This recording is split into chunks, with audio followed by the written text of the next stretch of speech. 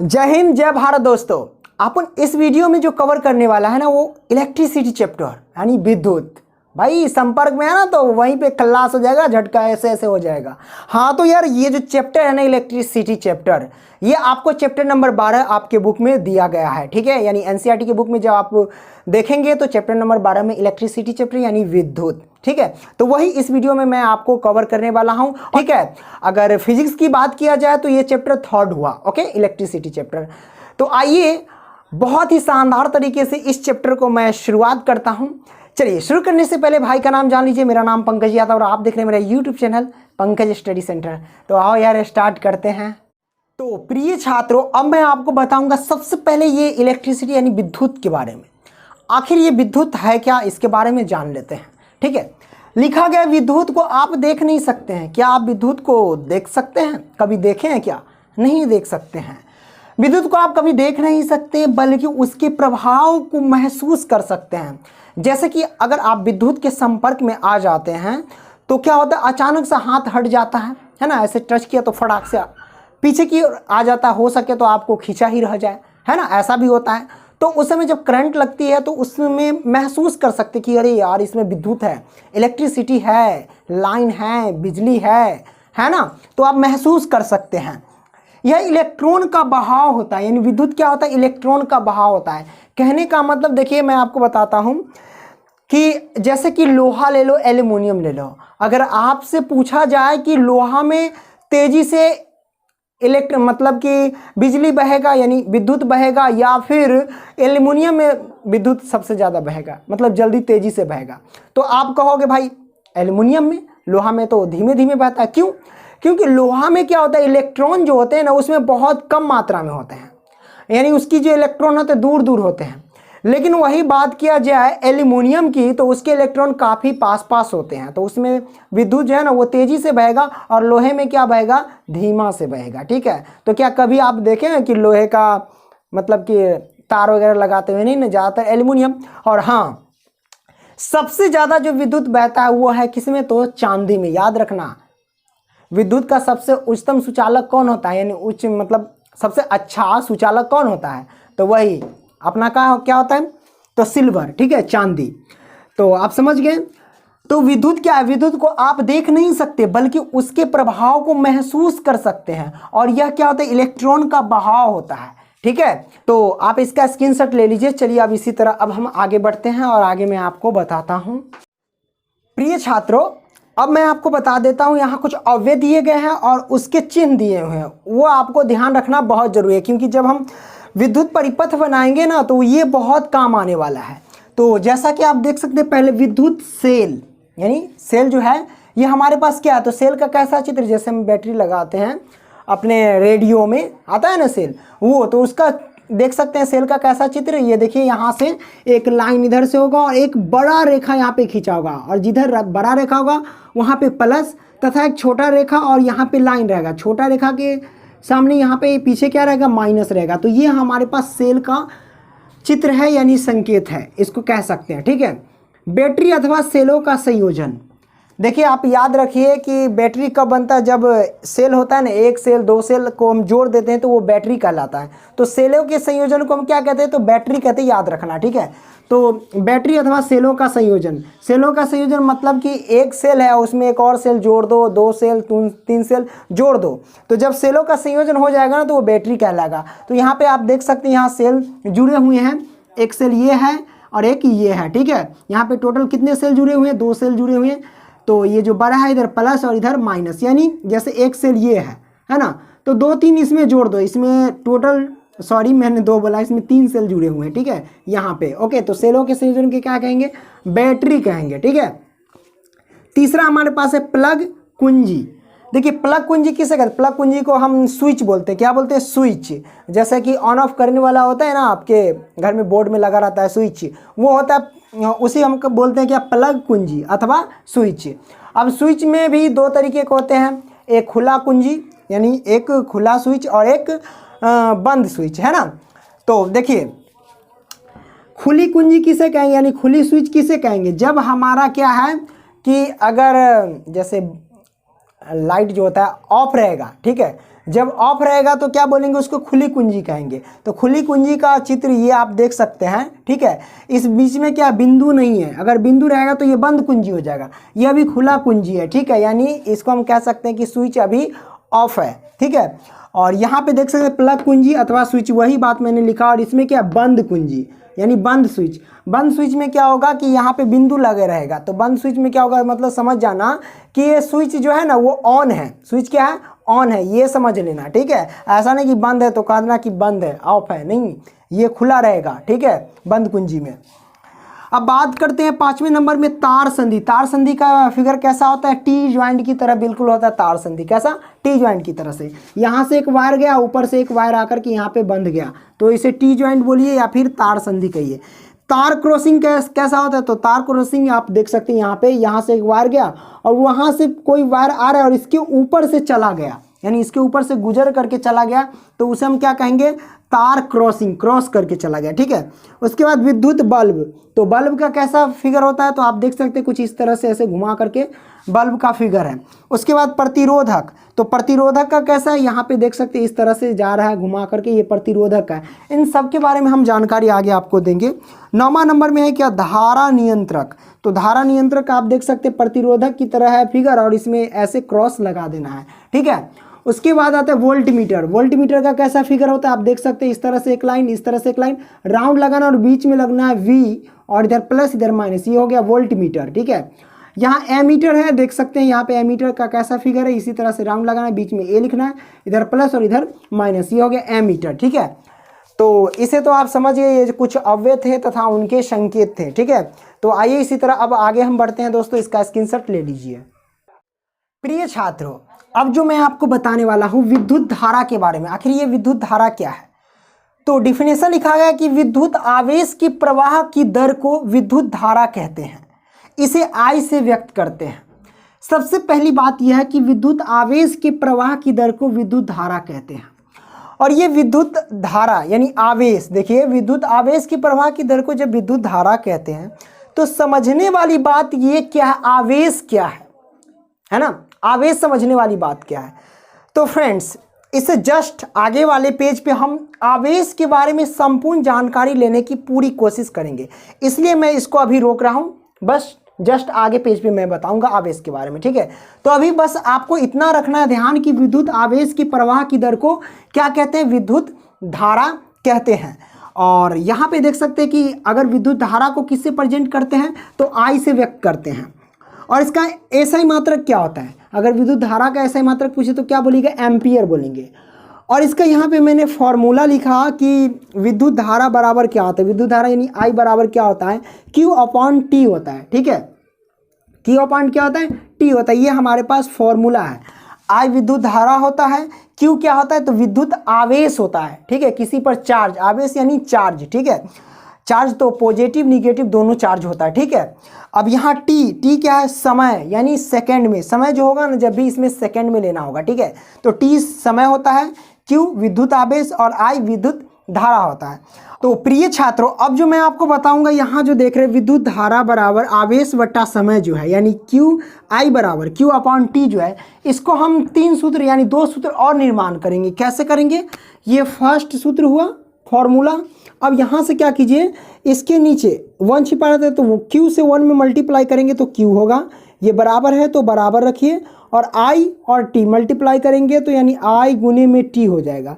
तो ये Q बराबर क्या हो जाएगा, I गुने T, यानी Q क्या है, विद्युत आवेश है, तो विद्युत आवेश बराबर विद्युत धारा गुने समय, ये हमारा हुआ दूसरा फार्मूला। ओके, अब तीसरा फार्मूला कैसे निर्माण करेंगे, मान लेते हैं कि T बराबर यानी समय बराबर निकालना पड़ेगा। तो ये Q है तो Q रहने दीजिए, अब ये I गुना में है तो पक्षांतर करेंगे तो कहाँ जाएगा, बटा में जाएगा I, और ये बराबर है तो बराबर लिखेंगे, और ये T है तो T, तो समय बराबर भी निकल गया Q/I, है ना, और ये भी सूत्र फॉर्मूला निकल गया। मतलब हमारे पास 3 फार्मूला हो गया, ठीक है, याद रखना दोस्तों। और मैं आपको बता दूं दोस्तों कि विद्युत धारा को मापने वाले यंत्र को क्या कहते हैं, आमीटर बोलते हैं। विद्युत धारा को मापने वाले यंत्र को क्या बोलते हैं, आमीटर। और यहाँ जो मात्रक मैंने लिखा एसआई मात्रक एम्पियर, विद्युत धारा का एसआई मात्रक क्या होता है, एम्पियर। और एसआई का फुल फॉर्म क्या होता है, तो सिस्टम ऑफ इंटरनेशनल, यानी एसआई मात्रक का जो फुल फॉर्म अगर आपसे पूछे तो क्या बताइएगा, तो आप बताइएगा कि सिस्टम ऑफ इंटरनेशनल, ये आप बताइएगा। ठीक है, तो आप इसे समझ गए होंगे, आप इसका स्क्रीनशॉट ले लीजिए। अब मैं आपको बताऊंगा इसके बारे में, विद्युत आवेश के बारे में। तो आगे बढ़ते हैं और विद्युत आवेश के बारे में, यानी आवेश के बारे में संपूर्ण जानकारी हम लेते हैं। तो प्रिय छात्रों, अब मैं आपको बताऊंगा आवेश के बारे में। तो आवेश के बारे में जानने से पहले मैं आपको बता दूं, इसके चलते हैं 2500 वर्ष पूर्व, यानी पीछे चलते हैं और हम समझते हैं। देखिए 2500 वर्ष पूर्व एक थेल्स नामक वैज्ञानिक थे। ठीक है, उन्होंने क्या किया, अंबार, किसका, अंबार, ओके, और ऊन को, अंबार और ऊन को क्या किया, आपस में रगड़ा। जब आपस में उन्होंने क्या किया, रगड़ा, तो रगड़ने पर क्या हुआ, अंबार में कुछ ऐसी परिवर्तन उत्पन्न हुआ कि ये अंबार क्या किया कि छोटे छोटे छोटे छोटे कण को क्या किया, अपने अंदर आकर्षित करने लगा, यानी अपने अंदर खींचने लगा। तो इस क्रिया को हम क्या कहेंगे, आवेश कहेंगे, यानी कि कह सकते हैं कि वो इसमें चार्ज उत्पन्न हो गया। जैसे कि आप पेन लेते हो, अब यहाँ पे ऐसे सिर पर रगड़ोगे ना, तो रगड़ने के बाद जब छोटे छोटे कॉपी के पन्ने जो होते हैं उसको फाड़ करके उसको छुओगे ना, टच करोगे, तो वो क्या करेगा, जिस पे आवेश चार्ज होगा वो क्या करेगा, उसको अपने अंदर आकर्षित करने लगेगा। ठीक है, यानी जब दो वस्तु को आपस में रगड़ते हैं और कोई एक वस्तु छोटे छोटे वस्तु को क्या, कण को अपने अंदर खींचने लगता है, तो इससे हम समझेंगे ओ इसमें आवेश उत्पन्न हुआ, यानी चार्ज उत्पन्न हो गया है। ठीक है, तो मैं आपको बता दूं कि आवेश जो होते हैं, यानी चार्ज, दो तरह के होते हैं। कितने तरह के, दो तरह के होते हैं। एक धन आवेश और एक होता है ऋण आवेश। ठीक है, तो धन आवेश किसे कहते हैं और ऋण आवेश क्या है वो मैं आपको बता दूं। ठीक है, धन आवेश वह कहलाता है जो किसी अन्य पदार्थ को इलेक्ट्रॉन दे देता है। ठीक है, उसे धन आवेश कहते हैं। और ऋण आवेश उसे कहते हैं जो इलेक्ट्रॉन किसी से ले लेता है, उसे हम क्या कहते हैं, ऋण आवेश कहते हैं। सपोज अगर मान लेते हैं कि अंबार और ऊन को आपस में रगड़ेंगे, तो अंबार में क्या हो जाता है, चार्ज उत्पन्न हो जाता है, जिसकी वजह से क्या करता है, ये छोटे छोटे कण को अपने अंदर खींचने लगता है। इसका मतलब यह हुआ कि ऊन क्या किया, अपने अंदर के जो भी इलेक्ट्रॉन थे ये अंबार को दे दिया। ठीक है, तो अंबार को दे दिया तो ये क्या हो जाएगा, धन आवेश, और ये ले लिया तो ये हो गया ऋण आवेश। ठीक है, ये हो गया धन आवेश और ये हो गया ऋण आवेश। ठीक है, याद रखना। ओके दोस्तों, तो आप आवेश के बारे में जान गए कि आवेश क्या है, चार्ज है, यानी किसी वस्तु में उत्पन्न होना, है ना। कोई वस्तु को आपस में रगड़ते हैं और रगड़ने के बाद किसी एक वस्तु पर जो ऐसी परिवर्तन उत्पन्न हो जाए जो छोटे छोटे वस्तु को अपने अंदर खींचने लगे, उसे हम आवेश कहते हैं, यानी चार्ज कहते हैं। ठीक है, सिंपल सी बात है। कोई पूछे कि ये इस पर रगड़ करके पेंसिल को और जाते हैं छोटे छोटे कण को पकड़ने, तो ये पकड़ने लगता, क्यों, क्योंकि इसमें आवेश उत्पन्न हो जाता है, यानी इलेक्ट्रॉन की मात्रा आज काफ़ी ज़्यादा बढ़ जाती है। ठीक है, आवेश का जो मात्रक होता है ना वो कूलॉम होता है। क्या होता है फ्रेंड्स, कूलॉम। आवेश का ऐसा मात्रक क्या होता है, कूलॉम होता है। और आवेश का जो बड़ा मात्रक होता है ना वो फैराडे होता है। क्या होता है, फैराडे। आवेश का बड़ा मात्रक क्या होता है, फैराडे होता है। और एक फैराडे में कितने कूलॉम होते हैं, तो 96,500 कूलॉम होते हैं। ये कई बार एग्जाम में भी पूछा जाता है कि एक फैराडे में कितने कूलॉम होते हैं, तो 96,500 कूलॉम होते हैं, याद रखना। ठीक है, तो अब आप क्या कीजिए, इसका स्क्रीनशॉट ले लीजिए। ठीक है दोस्तों, अब आइए, अब हम आगे बढ़ते हैं।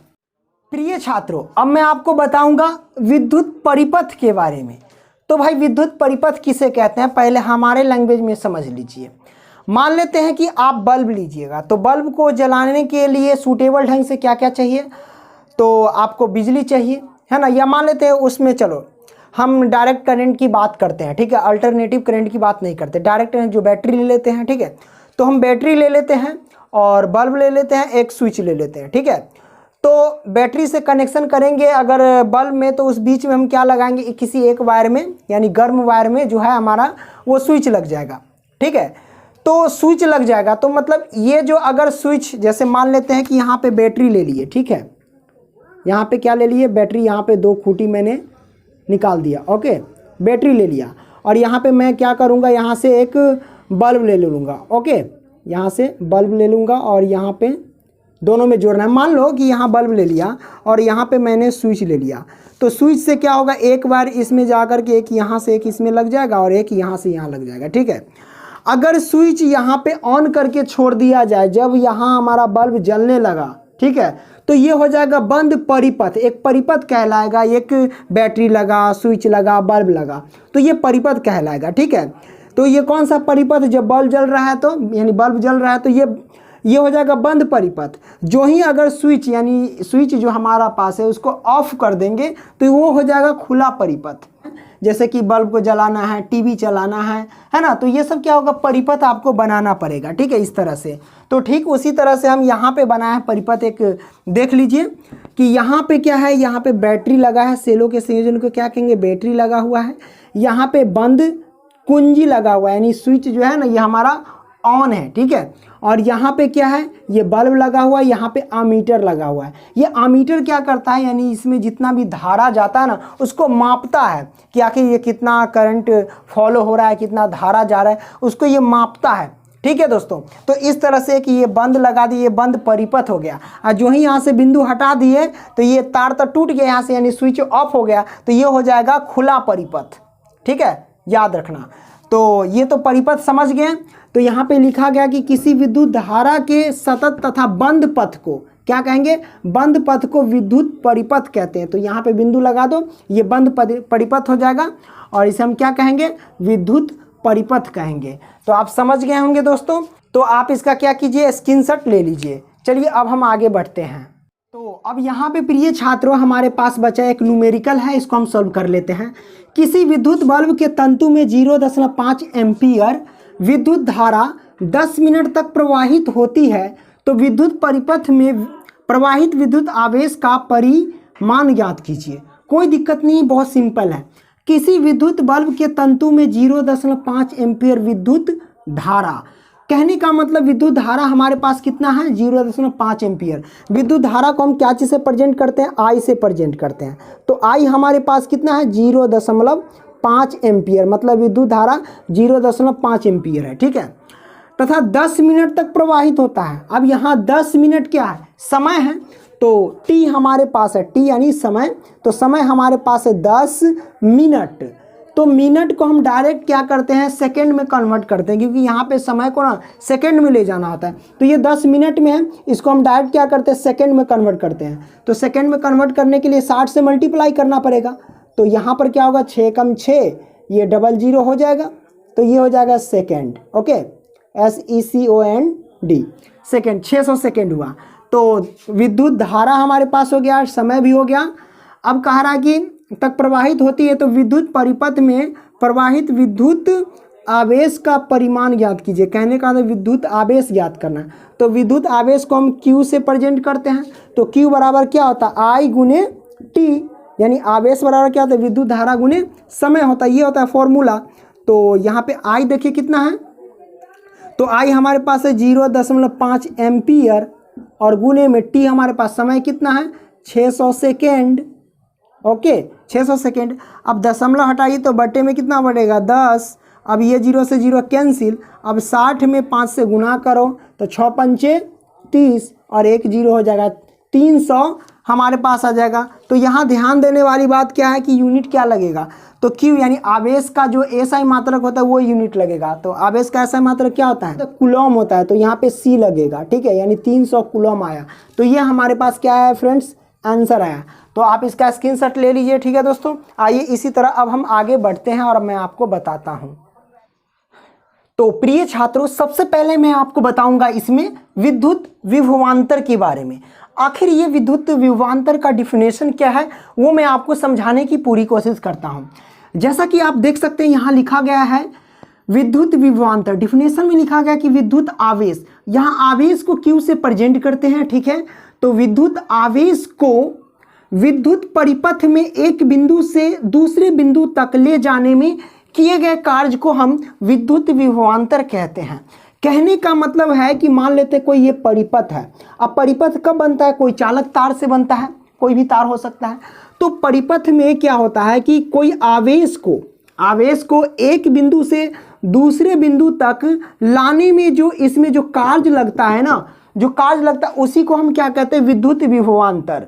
ठीक है, अब यहाँ पे कुछ इंपॉर्टेंट बात है वो मैं आपको समझा देता हूँ। तो विद्युत विभवांतर समझ गए, और विद्युत विभवांतर का सूत्र क्या होता है, फॉर्मूला, वो आपको समझना बहुत जरूरी है। तो सबसे पहले विद्युत विभवांतर को हम किससे प्रेजेंट करते हैं, तो इसको जो प्रेजेंट करते हैं डेल्टा वी से।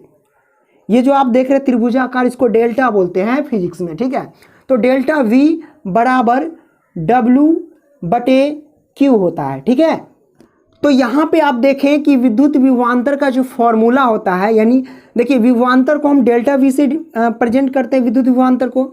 तो ये जो डेल्टा वी बराबर क्या, W/Q। अब यहाँ समझने वाली बात यह है कि W क्या है और Q क्या है। तो W जो हमारा है वो कार्य है, क्या ये कार्य है यानी वर्क है। Q क्या है, तो Q आपको पता होगा ये आवेश है। क्या फ्रेंड्स, आवेश। ओके, और ये डेल्टा वी क्या है हमारे पास, तो डेल्टा वी जो है ना हमारे पास, ये त्रिभुजाकार जो होता है वो डेल्टा होता है। तो डेल्टा वी जो होता है विद्युत विभवांतर है। क्या है फ्रेंड्स, विद्युत विभवांतर। समझ रहे हैं ना, विभवांतर। तो आप तो ये सब समझ गए कि डेल्टा वी को हम विद्युत विभवांतर बोलेंगे, W ये Q है ना। तो यहाँ पे सब मैंने लिख दिया कि W कार्य यानी वर्क, Q आवेश होता है मतलब चार्ज। ओके, और डेल्टा भी हमारा विद्युत विभवांतर होता है। तो अगर आपसे कोई पूछे कि विद्युत विभवांतर का फॉर्मूला क्या होता है, तो आप लिखोगे डेल्टा V बराबर W/Q। इससे हम दो सूत्र और निर्माण कर लेंगे। क्या करेंगे, इसमें आर पार गुना करके हम निकाल सकते हैं। ठीक है, तो फिलहाल आप इस सूत्र को आप समझ गए होंगे। ओके, आइए इसका हम दूसरा डिफिनेशन थोड़ा हम समझ लेते हैं। तो आप इसका स्क्रीनशॉट ले लीजिए। ठीक है, लेकिन याद रखें कि जब अगर आपसे एग्जाम में अगर पूछा जाए कि विद्युत विभवांतर का डिफिनेशन बताएं, तो यही आपको डिफिनेशन लिखना होगा। प्रिय छात्रों, अगला इसी का डिफिनेशन मैंने लिखा, विद्युत विभवांतर का डिफिनेशन, कि दो आवेशित चालकों के विद्युत विभव के अंतर को विद्युत विभवांतर कहते हैं। देखिए दोस्तों, दो आवेशित चालक कहने का मतलब वैसी चालक जिसमें करंट फॉलो हो सके, जैसे कि सिल्वर, तांबा, है ना। तो इसमें क्या होता है, करंट फॉलो होते हैं। ठीक है, तो वही आवेशित चालक का मतलब जिसमें करंट बह सके। ठीक है, तो दो आवेशित चालकों के विद्युत विभवों के अंतर को विभवांतर कहते हैं।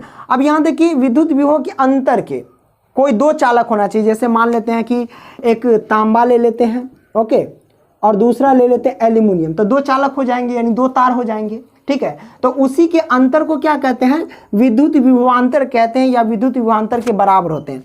तो विद्युत विभवांतर को किससे प्रेजेंट करते हैं, डेल्टा वी से। और डेल्टा वी बराबर क्या हो जाएगा, क्योंकि दो चालक के अंतर को कहते हैं, तो दो चालक मैंने मान लिया कि V1 - V2। ठीक है, अब यहाँ पे सॉरी V2 - V1। ओके, तो यहाँ पे ये जो फॉर्मूला आया, तो यहाँ समझिए कि V1 कब लेना और V2 कब लेना है। मान लेते हैं कि कोई तार का वोल्टेज, कोई तार में, किसी तार में वोल्टेज मान लेते हैं 10 वोल्ट है कोई तार में। ठीक है, और दूसरे वाले तार में है 5 वोल्ट। तो हम एक को जो सबसे ज़्यादा वोल्ट है उसको हम मानेंगे V2, और जिसमें कम वोल्टेज है ना उसको मानेंगे V1। ठीक है, तो हम यहाँ पे लिख देंगे, अगर विभवांतर अगर निकालना रहेगा तो हम लिख सकते हैं आसानी से कि जैसे V2 है तो 10 वोल्ट में से घटा देंगे ये 5 वोल्ट, तो हमारे पास बचेगा 5 वोल्ट, है ना। इस तरह से हम निकाल सकते हैं। ठीक है, तो ये डिफिनेशन आपको मैंने समझा दिया, लेकिन अगर एग्जाम में पूछे तो वो पीछे वाला ही डिफिनेशन आप लिखिएगा। चलिए अब हम आगे बढ़ते हैं और आगे मैं आपको बताता हूँ। प्रिय छात्रों, अब मैं आपको बताने जा रहा हूँ विद्युत विभव के बारे में। तो अपन विद्युत विभव के बारे में बढ़िया से समझेंगे, यानी बढ़िया से समझेंगे। तो यहाँ पे आप देख सकते हैं लिखा गया है कि विद्युत आवेश को अनंत से विद्युत परिपथ या विद्युत क्षेत्र में किसी बिंदु तक लाने में किया गया कार्य के बराबर होता है, या लाने में किया गया कार्य को ही हम क्या कहते हैं, विद्युत विभव कहते हैं। तो यहाँ पे समझिए, सबसे पहले विद्युत आवेश को अनंत से मतलब बहुत दूर से, कोई अन्य जगह से, ठीक है, तो अनंत से विद्युत परिपथ या विद्युत क्षेत्र में, है ना, लाने में जो लगता है कार्य उसे हम क्या कहते हैं, विद्युत विभव कहते हैं। तो समझने वाली बात है कि विद्युत परिपथ क्या है और विद्युत क्षेत्र क्या है। तो पीछे वाले वीडियो में मैंने आपको बताया था विद्युत परिपथ की पूरी जानकारी मैं दे चुका हूं। अब मैं बताऊंगा विद्युत क्षेत्र क्या है। तो विद्युत क्षेत्र को समझने से पहले मेरे लैंग्वेज में समझ लीजिए। विद्युत क्षेत्र अगर मान लेते हैं कि पंकज का क्षेत्र, मतलब क्या हुआ कि मेरा प्रभाव कहाँ तक जाता है वो मेरा क्षेत्र हुआ। ठीक है, जैसे कि यहाँ से मान लेते हैं 2-3 किलोमीटर जाइएगा और आप कहिएगा कि पंकज सर बोले हैं मुझे चाय पिला देने के लिए। ठीक है, तो वो इंसान कहेगा ना उनको तो हम जानते हैं, तो हम इस बच्चे को चाय पिला देते हैं। इसका मतलब क्या हुआ कि मेरा जो प्रभाव है वो 2-3 किलोमीटर तक है। लेकिन कहिएगा कि यहाँ से 400 किलोमीटर दूर जा करके कहिएगा कि पंकज सर बोले हैं कि चाय पिलाने के लिए, तब पता चलेगा कि बढ़िया से मुंगरी से पीटेगा, कौन पंकज सर तू कौन है ना, ऐसे पीट देगा। समझ रहे ना, क्योंकि वहाँ तक मेरा प्रभाव नहीं है, मेरा असर नहीं है। ठीक है, तो वहाँ तक मेरा नहीं है। ठीक उसी तरह से है कि विद्युत क्षेत्र, तो विद्युत क्षेत्र में क्या होता है कि विद्युत अपना प्रभाव कहाँ तक दिखा रहा है। ठीक है, तो जहां तक प्रभाव दिखा रहा है ना उसी को क्षेत्र कहते हैं। तो यहाँ विद्युत क्या करेगा, विद्युत क्या करेगा, अपना प्रभाव दिखाएगा जहां तक, यानी जितना एरिया तक दिखा देगा वो हो जाएगा विद्युत क्षेत्र। मान लेते हैं कि चुंबकीय क्षेत्र, तो मान लेते हैं यहाँ बीच में चुंबक रख दिए। ठीक है, और यहाँ पर लोहा सबके टुकड़ा टुकड़ा से रख दिए। ठीक है, तो यहाँ तक की जो टुकड़ा होगा तो सबको क्या करेगा, ये अपने अंदर चिपका लेगा, यानी अपने अंदर खींच लेगा, आकर्षित कर लेगा। क्यों? क्योंकि यहाँ तक इसका प्रभाव होगा। लेकिन इससे अगर बाहर हम रख दे तो उस सबको नहीं खींच पाएगा, तो इसका प्रभाव वहाँ तक नहीं जाएगा। तो जहाँ तक इसका चुंबक का प्रभाव होगा वो कहलाएगा, उतना देर का जो क्षेत्र है वो क्षेत्र कहलाएगा चुंबकीय क्षेत्र। उसी तरह से विद्युत क्षेत्र क्या करेगा, विद्युत का जहाँ तक प्रभाव होगा वो कहलाएगा विद्युतीय क्षेत्र। समझ रहे हैं ना, तो आप ये विद्युत क्षेत्र समझ गए होंगे। ठीक है, तो आइए अब मैं आपको बारीकी से बताता हूं कि विद्युत विभव का जो फॉर्मूला होता है, जो V से प्रेजेंट करते हैं, तो V बराबर क्या होता है, W/Q होता है। ठीक है, तो V जो होता है विद्युत विभव, W होता है कार्य, Q होता है आवेश। ठीक है, यहाँ से आप निकाल सकते हैं, जैसे कि यहाँ इसके नीचे 1 होता है, छिपा रहता है, रख दिए मैंने। अगर हम W से 1 में मल्टीप्लाई करेंगे तो W ही होगा बराबर, और Q से V में गुना करेंगे तो Q गुने V। तो ये दूसरा फॉर्मूला का निर्माण हो गया, यानी W यानी कार्य बराबर हो गया आवेश गुने विभव, यानी विद्युत विभव। ठीक है, यहाँ से तीसरा फॉर्मूला का भी निकाल सकते हैं, Q बराबर निकाल सकते हैं। तो जैसे ये Q है तो Q रखो, ये बराबर है तो बराबर रखो, ये W है तो W लिखो, लेकिन V गुना में है, पक्षांतर करेंगे तो बटा में जाएगा, तो ये भी एक आवेश बराबर फॉर्मूला निकल गया। ठीक है, बराबर है ना, तो इस तरह से आप निकाल लेंगे। अब थोड़ा सा समझिए इसमें कि विद्युत आवेश को, इसमें मैं थोड़ा सा समझा रहा हूँ कि विद्युत आवेश को अनंत से विद्युत परिपथ या विद्युत क्षेत्र में लाने पर, तो मैं यहाँ पे एक विद्युत परिपथ बना लेता हूँ यहाँ गोल करके। चलो यहाँ पे विद्युत परिपथ है और साइड साइड में क्या कर दूंगा, इसका विद्युत क्षेत्र बना दूंगा। ठीक है, यहाँ पे क्या बना दूंगा, विद्युत क्षेत्र बना दूंगा। ठीक है, अब अनंत से आवेश को, ये क्यों विद्युत आवेश होता है। ठीक है, तो अनंत से मान लेते हैं कि आवेश को हम ला रहे हैं एक बार किस में, तो विद्युत क्षेत्र में, और फिर ला रहे हैं सॉरी विद्युत, यहाँ ये क्या है परिपथ में, विद्युत परिपथ में लाएं, और फिर इस यहाँ पे लाए विद्युत क्षेत्र में Q से, यहाँ भी Q। तो अनंत से विद्युत आवेश को लेकर के आए कहाँ पे, तो परिपथ में और विद्युत क्षेत्र में लेकर के आए। ठीक है, और यहाँ तक जो लाने में कार्य लगता है उसी को हम क्या कहते हैं, विद्युत विभव कहते हैं। तो आप समझ गए होंगे। आइए दोस्तों थोड़ी और जानकारी इसमें हम ले लेते हैं। फिलहाल इसको मैं मिटा देता हूँ, आप इसका स्क्रीनशॉट ले लीजिए। ठीक है, प्रिय छात्रों, यहाँ पे मैंने 3 स्टेप लिखा हुआ है, 3 लाइन, और इसको थोड़ा बारीकी से समझ लीजिए। जैसा कि लिखा गया कि विभव या विभवांतर, विभव या कहिए फिर विभवांतर, इन दोनों का जो एसआई मात्रक होता है ना वो वोल्ट होता है, और वोल्ट को हम V से प्रेजेंट करते हैं। ठीक है, याद रखना। अच्छा, एसआई मात्रक का मतलब थोड़ा समझ लीजिए, हम पीछे भी चर्चा कर चुके हैं लेकिन अच्छे से शायद मैंने नहीं बताया, थोड़ा हिंदी में भी बता देते हैं।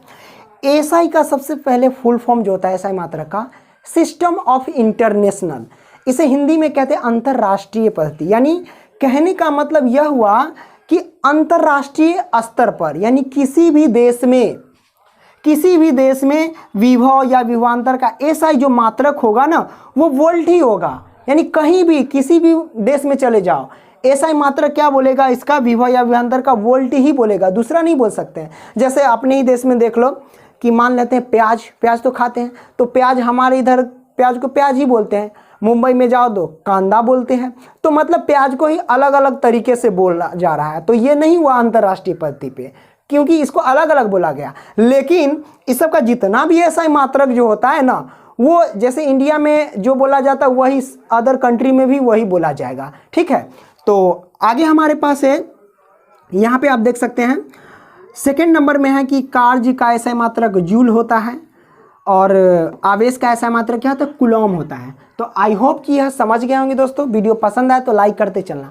आइए दोस्तों आगे वाले पेज पे हम चलते हैं। प्रिय छात्रों, अब हमारे पास जो है वोल्ट मीटर, तो हम वोल्ट मीटर के बारे में थोड़ा जानकारी ले लेते हैं। वोल्ट मीटर किसे कहते हैं? विद्युत परिपथ में जब हम विद्युत परिपथ बनाते हैं तो उस विद्युत परिपथ में विभव या विभवांतर मापने वाले यंत्र को क्या कहते हैं? वोल्ट मीटर कहते हैं। कई बार तो इसमें ऑब्जेक्टिव ही क्वेश्चन पूछे जाते हैं कि विभव को मापने वाले यंत्र को क्या कहते हैं, तो वोल्ट मीटर, या विभवांतर को मापने वाले यंत्र को क्या कहते हैं, तो वोल्ट मीटर। तो वोल्ट मीटर बहुत ही नॉर्मल है, ठीक है। तो आप समझ गए होंगे दोस्तों वोल्ट मीटर क्या है। आइए दोस्तों एक न्यूमेरिकल अब हम सॉल्व करते हैं, तो इसका स्क्रीनशॉट ले लीजिए। चलिए आगे हम बढ़ते हैं। प्रिय छात्रों, अब जो हमारे पास एक न्यूमेरिकल है वो हम समझेंगे। दिया गया 12 वोल्ट विभवांतर के दो बिंदुओं के बीच 2 कूलॉम, यहाँ पे देख सकते हैं 2 कूलॉम आवेश को ले जाने में किया गया कार्य ज्ञात कीजिए। कार्य ज्ञात करना यानी W ज्ञात करना है। तो कार्य बराबर फॉर्मूला आपको याद होना चाहिए। सबसे पहले हम लिखेंगे यहाँ से हल, ओके, और जो दिया है वो हम लिख लेंगे दिया है। भाई क्या दिया हुआ है? तो दिया हुआ है हमारे पास 12 वोल्ट विभवांतर, यानी V बराबर दिया हुआ है 12 वोल्ट।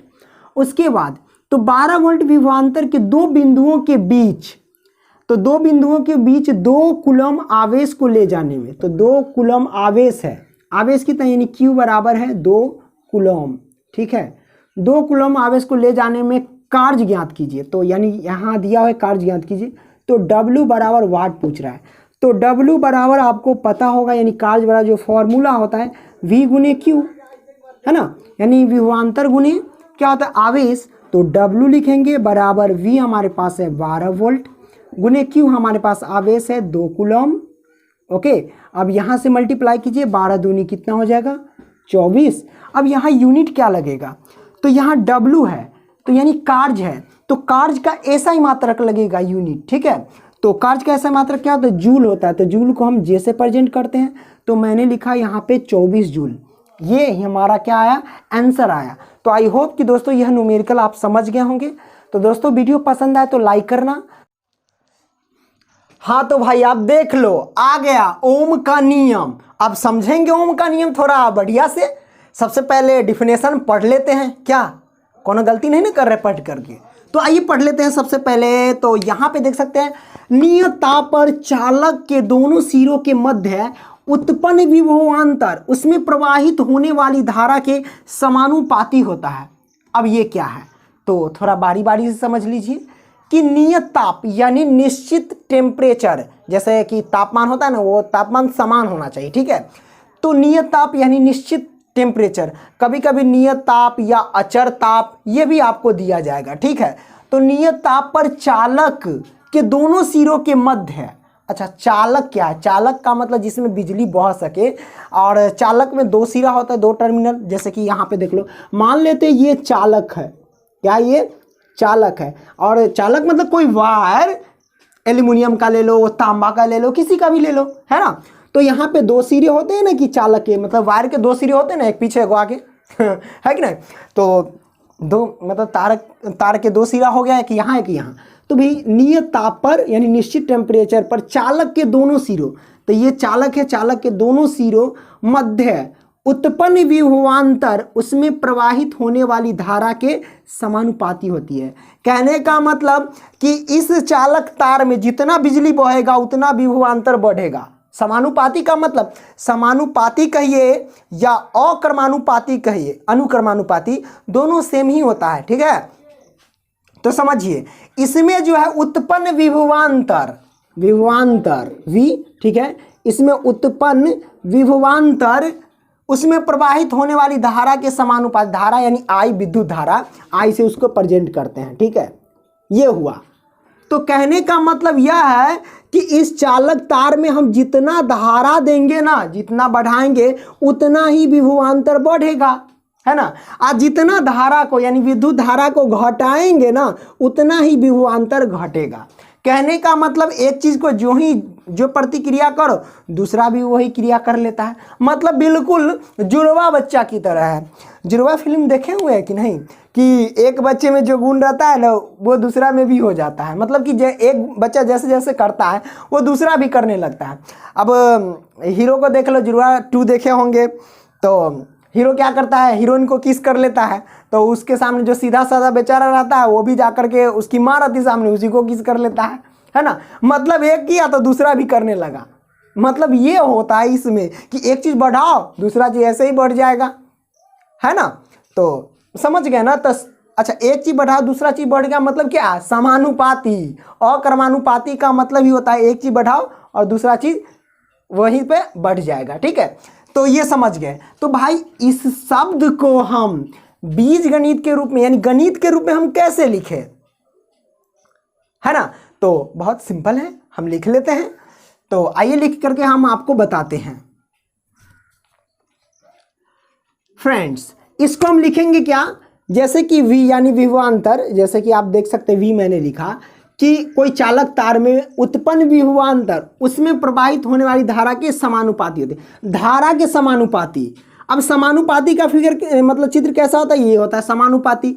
और किसके समानुपाती होगा, धारा को। धारा को हम किससे, I से प्रेजेंट करते हैं। ये लो भाई आ गया। अब यहाँ से ये तो ओम का नियम निकल गया, हाँ यही है। अब इसको थोड़ा गणित के रूप में लिखो, समानुपाती को हटाओ। जैसे कि V है तो V लिखो, है ना। समानुपाती को हटाएंगे यानी समानुपाती के जगह पे बराबर का निशान लगाएंगे ना, तो ये जो I है ना, I में क्या हो जाएगा, मल्टीप्लाई हो जाएगा R से। ध्यान रखना, समानुपाती ज्यों हटेगा I में मल्टीप्लाई हो जाएगा, ठीक है। तो ये आया एक सूत्र आया ओम के नियम का सूत्र, क्या V बराबर I, और क्या है, ओम के नियम द्वारा सूत्र, ठीक है। तो ये तो ओम का नियम सोचे पूछे, मतलब सिर्फ पूछे कि ओम के नियम को लिख करके बताइए, तो ये आप लिख दीजिए, 2 नंबर में आएगा। अब 5 नंबर में आता भी है ये सब, तो कैसे आएगा, तो आपको लिखना पड़ेगा क्या, जैसे इसमें पूछेगा ओम के नियम को लिखे तथा प्रयोग द्वारा सत्यापन भी करें। तो अब यहाँ पे नीचे प्रयोग द्वारा सत्यापन हम कैसे करेंगे वो लिखते हैं। तो इसको मिटा देते हैं, थोड़ा स्क्रीनशॉट ले लीजिए, ठीक है। और यहाँ पे मैं लिखूंगा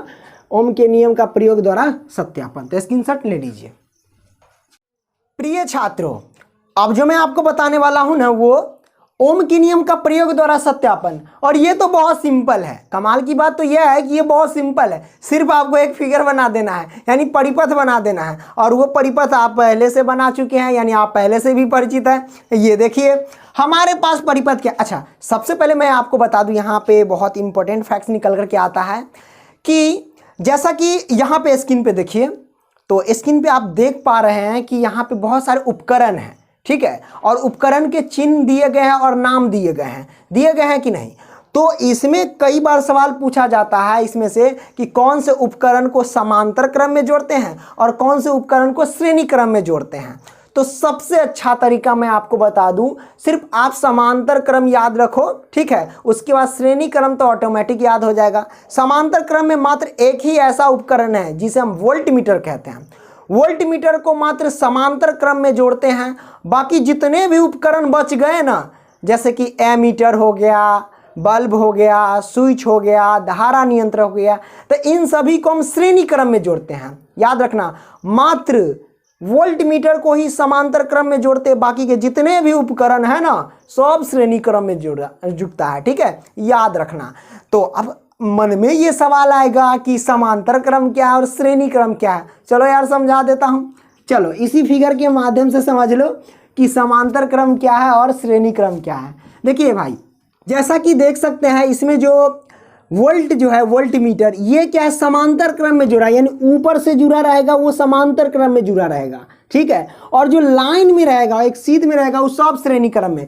जैसे कुंजी इस लाइन में जुड़ा है तो श्रेणी क्रम में, बैटरी ये लाइन में जुड़ा हुआ है तो श्रेणी क्रम में, एमीटर एक लाइन में जुड़ा हुआ है तो ये श्रेणी क्रम है। लेकिन ये देखिए वोल्टमीटर समांतर क्रम की तरह, यानी बीच की दूरी समान जा करके, मतलब समांतर क्रम का मतलब क्या, बीच की दूरी समान हो, तो ये ऊपर से जुड़ा हुआ है तो ये हुआ किस में, समांतर क्रम में। तो मात्र एक वोल्टमीटर ही समांतर क्रम में जुड़ता है, बाकी के जितने भी उपकरण श्रेणी क्रम में जुड़ता है। यही फिगर आपको बनाना है ओम के नियम का प्रयोग द्वारा सत्यापन में, ठीक है। ये फिगर बना दीजिए, काम बन गया, ठीक है। अब आइए दोस्तों, अब हम बात करते हैं ओम के नियम का ग्राफीय विधि द्वारा, ठीक है। कैसे हम लिखते हैं ग्राफीय विधि द्वारा, हम कैसे समझाते हैं कि अब डिफिनेशन में क्या था कि जैसे कि धारा को जैसे बढ़ाएंगे वैसे ही हमारा विभवांतर बढ़ेगा। तो इसको हम ग्राफ पर प्रदर्शित कैसे करेंगे, तो एक ग्राफ बॉक्स बना लो, यहाँ पे हम बना लेते हैं, ठीक है। यहाँ पे कुछ बॉक्स बना लिए, समझो बहुत ईजी है। यहाँ पे धारा, यहाँ पे विभवांतर।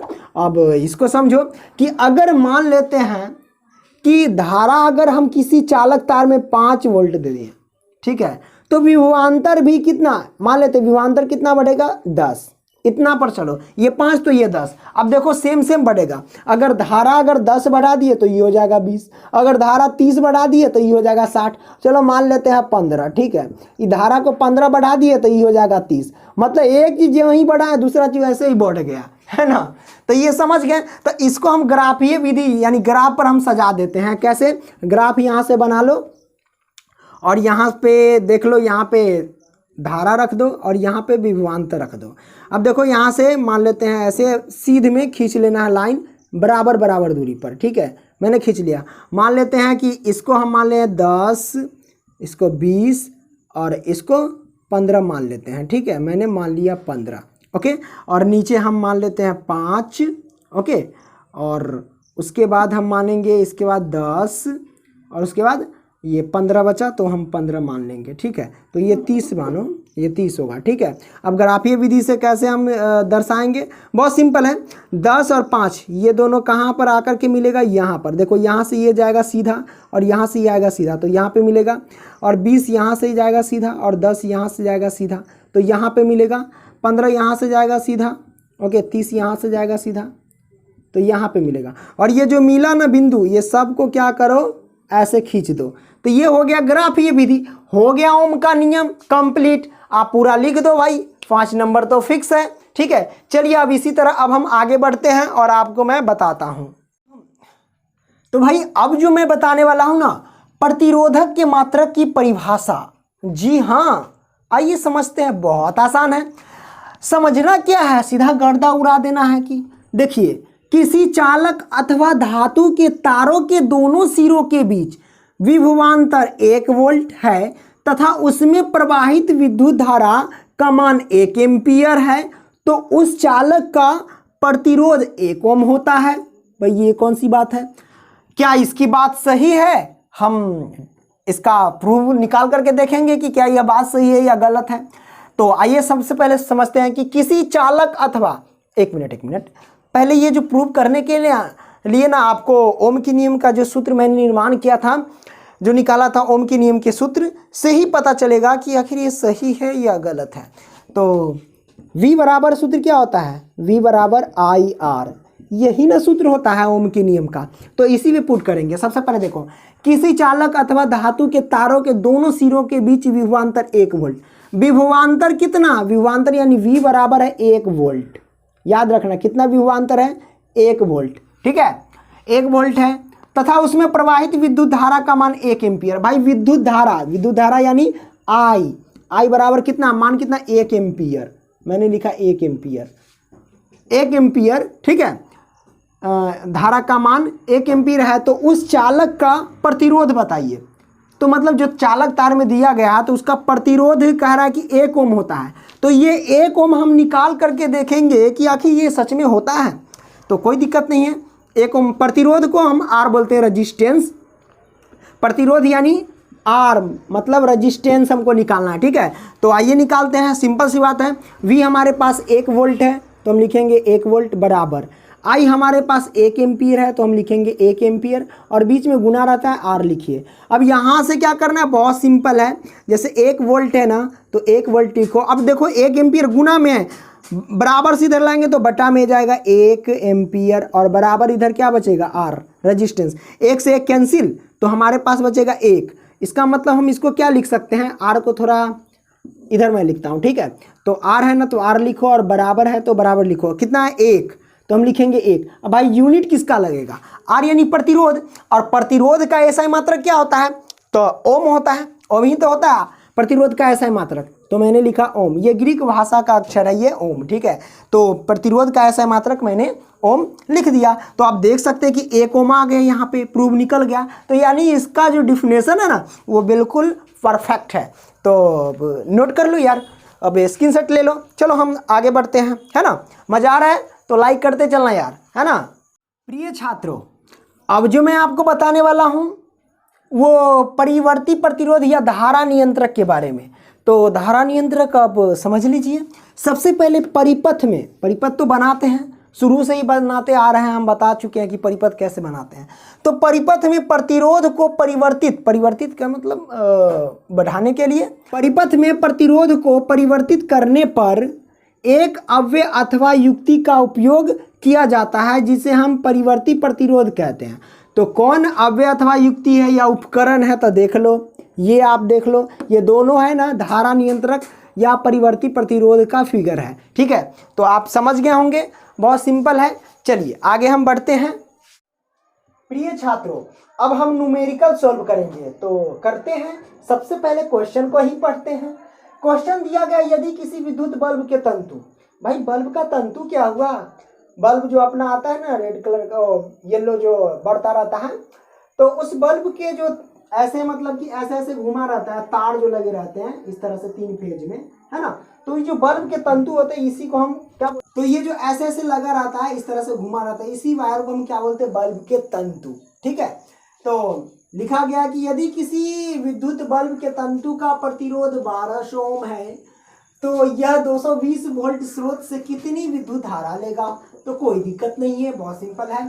तो तंतु का प्रतिरोध, प्रतिरोध का मतलब हुआ रेजिस्टेंस, यानी आर हमारे पास है 1200 ओम, ओके ओके। तो यह 220 वोल्ट स्रोत, यानी 220 यानी इसका जो विभवांतर V बराबर 220 वोल्ट स्रोत है, ठीक है। तो कितनी विद्युत धारा, विद्युत धारा मतलब आई कितना लेगा, आई बोले तो वाट, ये पूछा जा रहा है। तो ओम के नियम से हमारे पास सूत्र होता है कि V बराबर आई आर, V बराबर आई आर, है ना। तो यहां से क्या करेंगे, बहुत सिंपल है, V का जो वैल्यू है ना वो पुट करेंगे। तो V का वैल्यू 220 वोल्ट है, तो हम लिखेंगे 220 वोल्ट, बराबर है तो बराबर लिखिए। आई की जो वैल्यू है, आई हमें फाइंड मतलब निकालना है, गुने आर की वैल्यू कितना है, 1200 ओम है, मैंने लिख दिया, ओके। अब यहां से क्या करेंगे, ये जो आई है कुछ नहीं करना है, ये गुना में है, पक्षांतर करेंगे तो बट्टा में जाएगा। तो हम लिखेंगे क्या, 220 वोल्ट बटे में ये 1200 ओम, ओके, और बराबर में आई हो जाएगा। इसको काटो, 0 से 0 कटा, ओके। अब यहाँ से काटे, 11 दूनी 22 और 60 दूनी 120।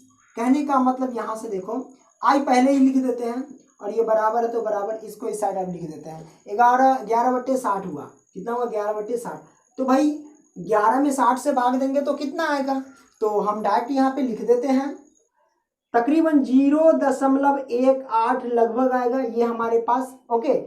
अब इसका यूनिट क्या लिखेंगे, तो आई है यानी विद्युत धारा, तो विद्युत धारा का एसआई मात्रक क्या होता है, तो विद्युत धारा का जो एसआई मात्रक होता है तो एम्पियर, ओके। एसआई मात्रक बता चुके हैं, सिस्टम ऑफ इंटरनेशनल यूनिट होता है इसका फुल फॉर्म एसआई मात्रक का। तो ये आ गया। आइए दोस्तों इसका स्क्रीनशॉट ले लीजिए। इसमें भी एक और क्वेश्चन है वो मैं आपको बता देता हूँ, ये ऑप्शन ए में था, ऑप्शन बी लेते हैं, ठीक है। प्रिय छात्रों, अब जो मैं आपको बताने वाला हूँ यहाँ पे आप देख सकते हैं, यदि किसी विद्युत हीटर की कुंडली का प्रतिरोध 100 ओम है तो यह विद्युत हीटर 220 वोल्ट स्रोत कितना धारा लेगा, यानी 220 वोल्ट स्रोत पर कितना धारा लेगा। बहुत सिंपल है, यदि किसी विद्युत हीटर, जो विद्युत हीटर होता है, ठीक है, कि कुंडली का प्रतिरोध, कुंडली का प्रतिरोध कितना है, 100 ओम, प्रतिरोध यानी रेजिस्टेंस, तो आर हमारे पास है 100 ओम, ओके। तो यह विद्युत हीटर 220 वोल्ट स्रोत, यानी विभवांतर जो हमारे पास है वो 220 वोल्ट स्रोत है, ठीक है।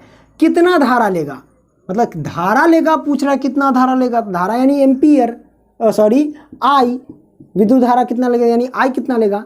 तो हमारे पास फॉर्मूला है ओम के नियम से, क्या फॉर्मूला है कि V बराबर आई आर, तो यहाँ पे लिखते हैं V बराबर आई आर, मैंने लिखा। अब आपको करना क्या है, देखिए V का जो वैल्यू है ना हमारे पास कितना है, तो V का जो वैल्यू है 220 वोल्ट, तो हम लिखेंगे 220 20 वोल्ट और बराबर आई लिखिए और गुने में रेजिस्टेंस का वैल्यू 100 ओम है तो हम लिखेंगे 100 ओम। ओके, अब ये देखिए 220, अरे मैंने क्या लिखा 2020, 220 है ना। अब यहाँ से क्या कीजिए, बहुत सिंपल है, तो जैसे कि 220 वोल्ट है तो 220 वोल्ट और 100 ओम गुना में है तो पक्षांतर करेंगे तो बट्टा में जाएगा 100 ओम मैंने लिखा और बराबर में आई हो जाएगा। यहाँ से मैं कुछ एक्टिविटीज़ करता हूँ, जैसे 0 से 0 कट जाएगा, अब 10 बचेगा तो यहाँ क्या बचेगा, जैसे आई है तो पहले आई लिख लो, अब यहाँ बराबर 22 है तो 22 लिखो और बट्टे में 10। 10 से जब भाग देंगे 22 में तो कितना आएगा, तो ये आएगा 2.2, ठीक है। और आई यानी विद्युत धारा, विद्युत धारा का ऐसे मात्रा क्या होता है, एम्पियर, तो 2.2 एम्पियर आंसर आया। ठीक है दोस्तों, आई होप कि यह समझ गए होंगे। आइए दोस्तों अगला न्यूमेरिकल लेते हैं और उसको हम सॉल्व करते हैं। प्रिय छात्रों, अब हमारे पास अगला न्यूमेरिकल है, जब कोई विद्युत हीटर विद्युत स्रोत से 4 एम्पियर विद्युत धारा लेता है तो उसके टर्मिनलों यानी सिरों के बीच विभवांतर 60 वोल्ट है। उस समय विद्युत हीटर कितनी विद्युत धारा लेगा जब 120 वोल्ट तक बढ़ा दिया जाए। नॉर्मल है, समझो जरा। सबसे पहले जब कोई विद्युत हीटर तो जानते ही है, जब कोई विद्युत हीटर विद्युत स्रोत से 4 एम्पियर विद्युत धारा लेता है, विद्युत धारा मतलब आई जो लेता है 4 एम्पियर लिया, ओके मैंने लिखा 4 एम्पियर विद्युत धारा लेता है, तो उसके टर्मिनलों यानी सिरों के बीच विभवांतर बोले तो V बराबर 60 वोल्ट है। ठीक है, यहीं पे आपको रुक जाना है, यहाँ तक है तो यहाँ से आपको निकाल लेना है क्या, R रेजिस्टेंस निकालना है। ओम के नियम से रेजिस्टेंस V बराबर क्या होता है सूत्र, IR, तो लिखते हैं V बराबर IR, तो V की वैल्यू कितना है 60 वोल्ट, तो हम लिखेंगे 60 वोल्ट बराबर, तो बराबर I की वैल्यू 4 एम्पियर, ओके और गुने में R हो जाएगा। ओके, अब प्रतिरोध ही तो निकालना है हमको, यहाँ से क्या कीजिए 60 वोल्ट है तो 60 वोल्ट और बट्टे में 4 एम्पियर हो जाएगा, क्योंकि गुना में पक्षांतर करेंगे तो बट्टा में जाएगा, R है तो R लिखो। यहाँ से काटो, पंडा चौके कितना होगा 60 कट जाएगा, तो हमारे पास क्या हो जाएगा कि R का जो वैल्यू आ गया ना वो कितना 15। अब यहाँ पे देखो R जो निकला हमारे पास, तो R का ऐसा ही मात्रक क्या होता है ओम, यानी रेजिस्टेंस का ऐसा ही मात्रक क्या होता है ओम होता है, तो हम लिखेंगे ओम यानी प्रतिरोध, रेजिस्टेंस मतलब प्रतिरोध, तो R हमारे पास कितना है 15 ओम आया ये।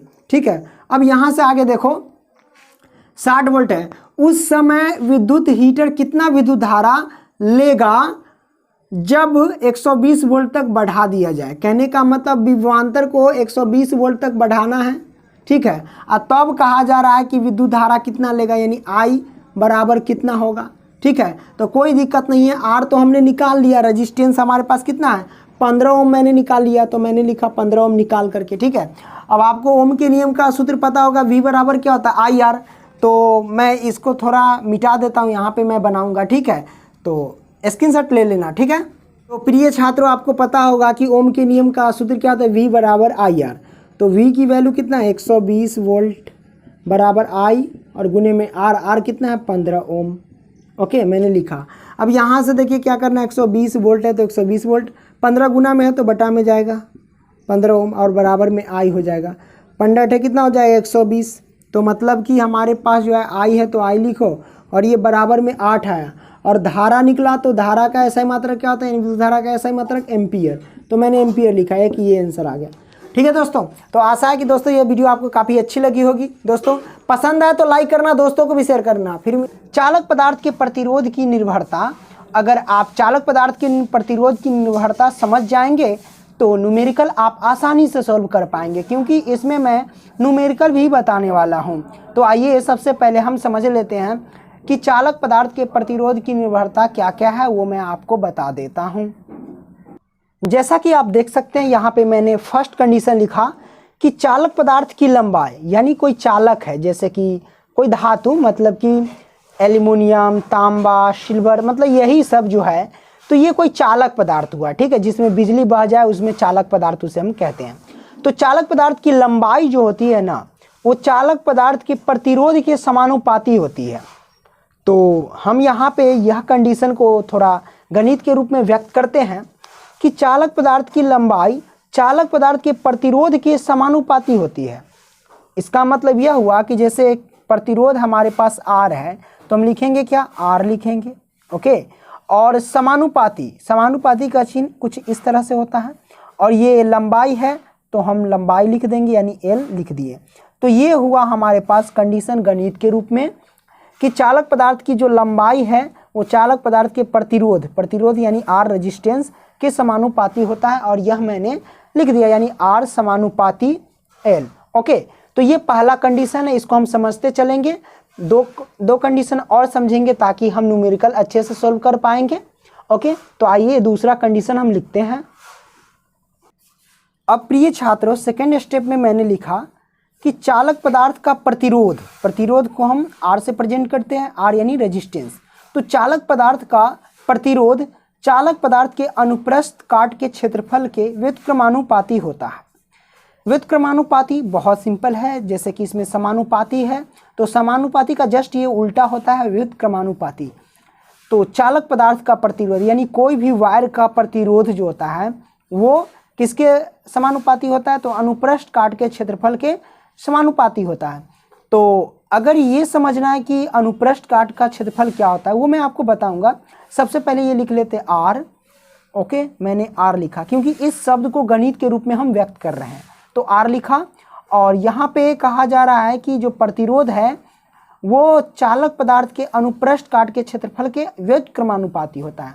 तो हम क्या लिखेंगे, पहले यहाँ समानुपाती का चिन्ह लगाएंगे, और यहाँ A है तो हम A लिखेंगे। क्योंकि A क्यों लिखा, क्योंकि अनुप्रस्थ काट के क्षेत्रफल को हम A से प्रेजेंट करते हैं, तो मैंने A लिखा। और उसके बाद यहाँ ऊपर बटा लगाएंगे और इसके नीचे यानी ऊपर लगाएंगे 1। तो ये हुआ R समानुपाती 1/A। तो इसको हम पढ़ेंगे व्युत्क्रमानुपाती, ठीक है, ये हमारे पास आएगा।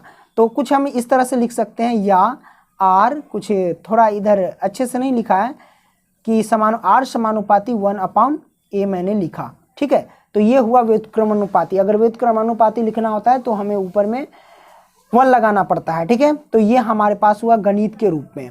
अब समझने वाली बात यह है कि चालक पदार्थ के अनुप्रस्थ काट का क्षेत्रफल क्या हुआ। तो चालक पदार्थ यानी जिसमें कोई बिजली बह सके, तो मान लेते हैं कि ये हमारे पास कलम है, ठीक है, ये चालक पदार्थ है। मान लो इसको कि ये चालक पदार्थ है, इसमें हम बिजली क्या करते हैं, बहा सकते हैं। एल्युमिनियम का मान लो या तांबा यानी कॉपर का मान लो, चलो मान लेते हैं ये कॉपर। तो ये वायर है, तो बताओ अगर हम इस वायर को टुकड़ा करते चले तो अगर हम कहीं से भी काटेंगे तो ऊपर वाला देखिए, ऊपर वाला जो आपको नजर आएगा, तो ये जो ऊपर वाला नजर आएगा तो कैसा नजर आएगा, ये वृत्ताकार नजर आएगा, है ना। ये कैसा नजर आएगा, वृत्ताकार। तो यही जो वृत्त बचेगा इसी को हम अनुप्रस्थ काट का क्षेत्रफल कहते हैं। आप समझ लीजिए, मैं यहाँ से फिगर बना करके समझाता हूँ कि मान लेते हैं कि यहाँ से अगर हम चालक तार कोई बना लेते हैं, क्या बना लिए, चालक तार बना लिए, तो ऊपर वाला क्या होगा, इसका गोला ही होगा, गोला ही ना होगा। तो ये जो ऊपर वाला अगर काटेंगे भी किसी को भी तो ऊपर वाला ही नजर आएगा। तो ऊपर वाला क्या है, जो चालक पदार्थ का जो क्षेत्रफल है, एक ये वृत्त नजर आ रहा है, क्या नजर आ रहा है, वृत्त नजर आ रहा है। यानी कहने का मतलब यह हुआ कि ये जो ऊपर वाला आएगा टुकड़ा अगर काटेंगे तो इसी को हम अनुप्रस्थ काट का क्षेत्रफल कहेंगे, ठीक है। और ये जो अनुप्रस्थ काट का क्षेत्रफल है ना, इसको हम वृत्त का क्षेत्रफल भी कहेंगे। क्यों, क्योंकि ये वृत्त के बराबर है, ठीक है, ये वृत्त के क्षेत्रफल के बराबर होता है। तो कोई भी अगर पूछे कि कोई भी चालक पदार्थ का अनुप्रस्थ काट का क्षेत्रफल जो होता है वो किसके क्षेत्रफल के बराबर होता है, तो वृत्त के क्षेत्रफल के बराबर होता है, ठीक है। और ये तो आप समझ गए कि अनुप्रस्थ काट का क्षेत्रफल जो ये ऊपर वाला गोलाई है, ऊपर वाला कटा हुआ, यही तो है अनुप्रस्थ काट का क्षेत्रफल। और इसको हम किससे प्रेजेंट करते हैं, ए से प्रेजेंट करते हैं। इस बात को आप ध्यान रखना, ठीक है। और इसमें मेन इंपॉर्टेंट बात यही है कि अगर आपसे कोई पूछे कि चालक पदार्थ का अनुप्रस्थ काट का क्षेत्रफल किसके बराबर होता है, तो आप कहोगे कि जो चालक पदार्थ जो वो होता है वृत्त के क्षेत्रफल के बराबर, ये आपको बोलना पड़ेगा। क्यों, क्योंकि इसका जो ऊपर वाला भाग होगा ना कोई भी वायर का, वो वृत्ताकार होगा। इसका मतलब यही हुआ कि जो वृत्त का क्षेत्रफल जब ये दोनों बराबर होता है, तो अगर चालक पदार्थ की अगर जो त्रिज्या दी रहेगी तो वृत्त के क्षेत्रफल की त्रिज्या बराबर होगी, है ना। ये तो आप समझ गए। आइए थर्ड स्टेप लेते हैं। प्रिय छात्रों, थर्ड स्टेप में हमारे पास है कि चालक पदार्थ का जो प्रतिरोध होता है ना, चालक पदार्थ की प्रकृति पर निर्भर करता है यानी जो प्रतिरोध जो होता है किस पर निर्भर करता है, तो प्रकृति पर निर्भर करता है। यानी कोई भी वायर, जैसे कि एल्युमिनियम, तो एल्युमिनियम का जो प्रतिरोध होगा ना उसका अलग प्रतिरोध होगा, तांबे का अलग होगा, सभी यानी जितने भी वायर होते हैं उन सभी का प्रतिरोध क्या होता है, अलग अलग होता है। ठीक है, सबकी सहने की क्षमता जो होती है वो अलग अलग होता है। इसीलिए मैंने लिखा कि चालक पदार्थ का जो प्रतिरोध होता है, अच्छा प्रतिरोध क्या होता है आपको पता है ना, कि जो धारा के प्रवाह का विरोध करे, यानी जैसे करंट बह रही है और उसको यानी कंट्रोल करके जाने दे, है ना, उसको रोके, तो उसे हम प्रतिरोध कहते हैं। ठीक है, तो जैसे कि फ्यूज ले लो, फ्यूज में लगाते हैं ना नॉर्मल वायर पतला सा, ठीक है, तो अगर ज़्यादा वोल्टेज आएगा तो अगर वो सहन नहीं कर पाएगा तो ऑटोमेटिक टूट जाएगा। तो टूटने के बाद क्या हो जाएगा कि धारा वहाँ से बहना बंद हो जाएगा, तो उसको हम प्रतिरोध कहेंगे उस स्थिति में। ठीक है, जो धारा के प्रवाह का विरोध करे, यानी करंट आ रहा है उसको रोके, उसको हम प्रतिरोध कहते हैं। ठीक है, तो ये तो आप समझ गए थर्ड स्टेप। तो आइए एक इम्पोर्टेंट और चीज़ मैं आपको बता देता हूँ। अब प्रिय छात्रों, ये जो आप देख रहे हैं पी की तरह आकार और ऐसे थोड़ा घुमा हुआ है, इसको हम रो बोलते हैं। क्या बोलते हैं, रो। रो यानी प्रतिरोधकता। ठीक है, प्रतिरोधकता को किससे प्रेजेंट करते हैं, रो से प्रेजेंट करते हैं। तो रो का फिगर देख लो कुछ इस तरह से है, ये रो है। ठीक है, तो प्रतिरोधकता, इसे हम आनुपातिकता स्थिरांक भी कहते हैं। अगर आपसे पूछे कि प्रतिरोधकता को क्या बोलते हैं, तो आनुपातिकता स्थिरांक भी कहते हैं। और प्रतिरोधकता का ऐसा ही मात्रक क्या होता है, ये जो प्रतिरोधकता यानी रो से प्रेजेंट करते हैं प्रतिरोधकता को, याद रखना। तो इसका जो एसआई मात्रक होता है वो ओम मीटर होता है, याद रखना क्या होता है, ओम मीटर। कई बार एग्जाम में पूछा भी जाता है कि प्रतिरोधकता का एसआई मात्रक क्या होता है, तो ओम मीटर होता है। अब प्रिय छात्रों, यहाँ पे मैंने एक फॉर्मूला लिखा, यानी रो बराबर, रो इक्वल क्या होता है, कहने का मतलब कि प्रतिरोधकता का सूत्र क्या हुआ, क्योंकि प्रतिरोधकता लिखिए या फिर रो लिखिए, क्योंकि इसी से तो प्रेजेंट करते हैं। तो रो बराबर जो होता है आर ए बटे में एल। अब यहाँ आर क्या है, तो रेजिस्टेंस है यानी प्रतिरोध है, और ए क्या है, तो ए है चालक पदार्थ की अनुप्रस्थ काट का क्षेत्रफल, यानी ये अनुप्रस्थ काट का क्षेत्रफल होता है, और एल क्या होता है, ये लंबाई होता है। ठीक है, तो ये आप समझ गए। आइए दोस्तों, अब हम इम्पोर्टेंट एक न्यूमेरिकल सॉल्व करते हैं। अब जो हमारे पास यहाँ पे न्यूमेरिकल है, तो इस न्यूमेरिकल को हम सॉल्व करेंगे। तो आइए सबसे पहले इसको हम पढ़ लेते हैं अच्छे से। तो यहाँ पे लिखा गया है कि किसी धातु के 1 मीटर लंबे तार का 20 डिग्री सेल्सियस पर वैद्युत प्रतिरोध 26 ओम है। यदि तार का व्यास 0.3 mm है, mm का मतलब होता है मिलीमीटर है, तो इस धातु के तार की वैद्युत प्रतिरोधकता ज्ञात करना है। तो आपको पता होगा प्रतिरोधकता यानी रो हमें ज्ञात करना है। ठीक है, तो रो का फॉर्मूला मैं आपको लिख करके बताया हूँ पीछे, कोई दिक्कत नहीं, यहाँ भी हम लिख करके देखेंगे। तो सबसे पहले जो दिया है उसी को हम लिखते हैं। किसी धातु के 1 मीटर लंबे तार, कहने का मतलब कोई धातु का लंबा तार है 1 मीटर, यानी लंबाई, यानी एल जो हमारे पास है जो दिया है, एल बराबर दिया हुआ है 1 मीटर। ओके, ये हमें दिया गया है। तार का 20 डिग्री सेल्सियस पर वैद्युत प्रतिरोध, देखिए यहाँ डिग्री सेल्सियस तापमान है, तो इस तापमान से हमें कोई लेना देना नहीं है, क्योंकि प्रतिरोधकता के फॉर्मूला में यहाँ तापमान का कोई जिक्र किया ही गया नहीं है, तो इससे हमें कोई मतलब नहीं है। तो यहाँ 20 डिग्री सेल्सियस पर वैद्युत प्रतिरोध 26 ओम है। प्रतिरोध यानी रेजिस्टेंस जो हमारे पास है, रेजिस्टेंस यानी आर, वो है 26 ओम। मैंने लिखा 26 ओम। ओम जो है ग्रीक भाषा का अक्षर है। ठीक है, यदि तार का व्यास 0.3 मिलीमीटर है, कहने का मतलब इसका व्यास बोले तो डी हमारे पास कितना है, तो इसका डी जो दिया हुआ है 0.3 मिलीमीटर। ओके, अब यहाँ समझने वाली बात है, जब व्यास दिया गया है तो धातु के चालक तार में व्यास कहाँ पे होगा वो मैं आपको बता देता हूँ। तो जैसा कि आप देख सकते हैं, ये मैंने माना कि कोई धातु है और उसका चालक तार है, यानी वायर है, तांबा का मान लो, एल्युमिनियम का मान लो, पीतल का मान लो, किसी का भी। तो ये क्या है, एक वायर है। ठीक है, क्या ये वायर है। अब इसमें व्यास क्या, क्योंकि कोई भी वायर जब होता है ना, तो उसको ऊपर से काटोगे ना मोटा करके, तो उसका ऊपर वाला भाग वृत्ताकार नजर आएगा, कुछ इस तरह से गोला रहता है उसका। ठीक है, वायर का ऊपर वाला भाग। ठीक है, तो ये जो ऊपर वाला भाग है, तो इस ऊपर वाले भाग को कहते हैं क्या, अनुप्रस्थ काट का क्षेत्रफल। ठीक है, और इसको ए से प्रेजेंट करते हैं। ठीक है। और ये जो अनुप्रस्थ काट का क्षेत्रफल होता है वो वृत्त के क्षेत्रफल के बराबर होता है। किसके? वृत्त के क्षेत्रफल के बराबर होता है, ये आपको पता होना चाहिए। तो ये जो ऊपर गोला है इसका मतलब वृत्त हुआ, इसी में तो होगा यहाँ से लेके यहाँ तक डी, ठीक है। तो हमें डी तो निकाल लिए, लेकिन हमें ज्ञात क्या करना होगा? आर ज्ञात करना पड़ेगा। तो हमें आर निकालना होगा। तो सबसे पहले ये मिलीमीटर जो है ना, तो मिलीमीटर को हम मीटर में बदल लेंगे, क्योंकि कोई भी जब हम, क्योंकि यहाँ पे देखो यूनिट पहले भी दिया हुआ कि 1 मीटर लंबे तार, तो मीटर में पहले दिया हुआ है, तो इस मिलीमीटर को क्या करेंगे? मीटर में कन्वर्ट कर लेंगे। तो प्रिय छात्रों, इसको मिलीमीटर को मीटर में कन्वर्ट करने के लिए आपको करना क्या पड़ेगा? जैसे 0.3 है तो आपको लिखना होगा 0.3, ओके। और याद रहे कि अगर मिलीमीटर को मीटर में बदलेंगे तो उसमें कितना से मल्टीप्लाई होता है? वो होता है मल्टीप्लाई 10 की घात -3 से। याद रखना, कोई भी संख्या हो दुनिया की, अगर उसको मिलीमीटर से मीटर में बदलना है तो 10 की घात -3 से क्या करना पड़ता है? गुना करना पड़ता है, ठीक है। तो ये हमारे पास मीटर में कन्वर्ट हो जाएगा, ओके। अब यहाँ से क्या कीजिए, बहुत आसान है। सबसे पहले देखिए यहाँ से करना क्या है, या जैसे कि 0.3 है तो अगर हम दशमलव हटाएंगे, जैसे 3 लिख लो, पूरा 3 लिखो, ठीक है। दशमलव हटाएंगे तो दशमलव के बदले 1, दशमलव के बाद जितनी संख्या उतनी शून्य यहाँ पे आ जाएगा, और गुने में हो जाएगा 10 की घात -3। ये हमारे पास हो गया।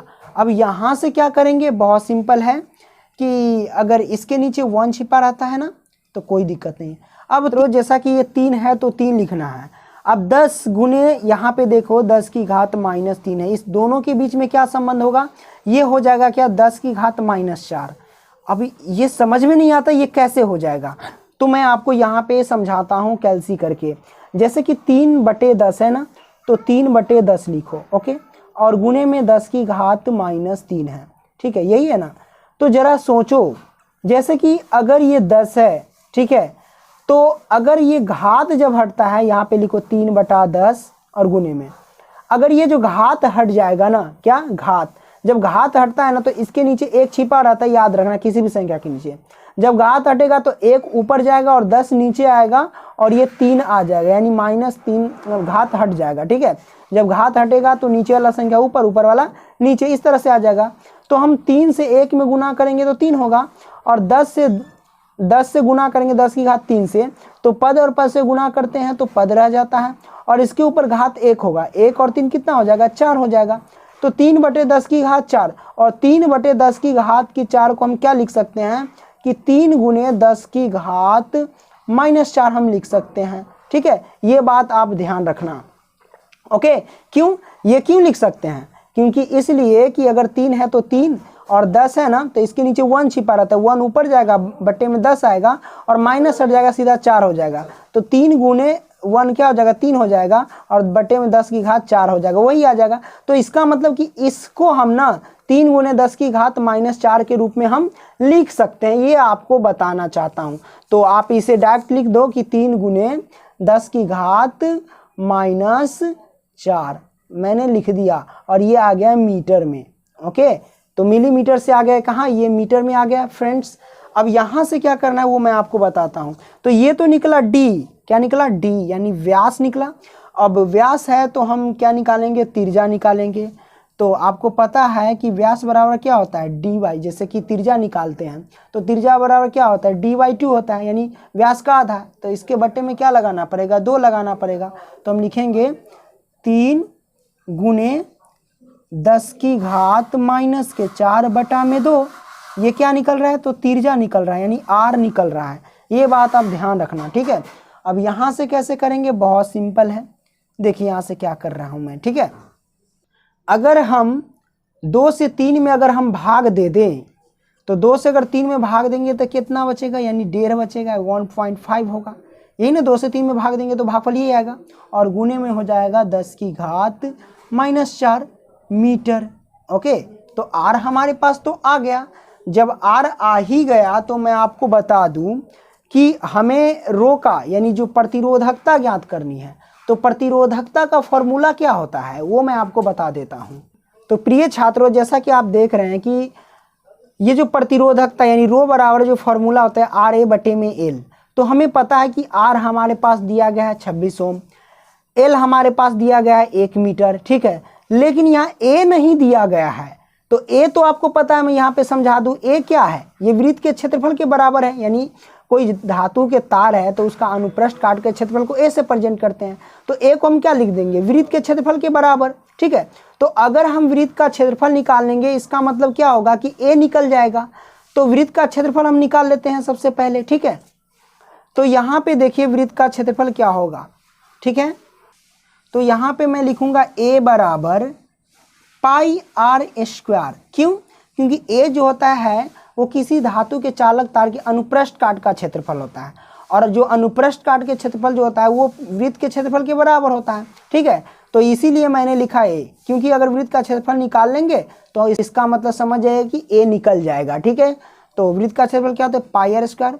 तो पाई की वैल्यू हम रखेंगे 3.14 और बीच में मल्टीप्लाई, और यहाँ आर स्क्वायर है, तो आर हमारे पास कितना निकला? ये निकला हुआ है आर। तो आर के जगह पे रखेंगे 1.5 गुने में 10 की घात -4, और इसका क्या कर देंगे? वर्ग कर देंगे। ये मैंने लिख दिया, ओके।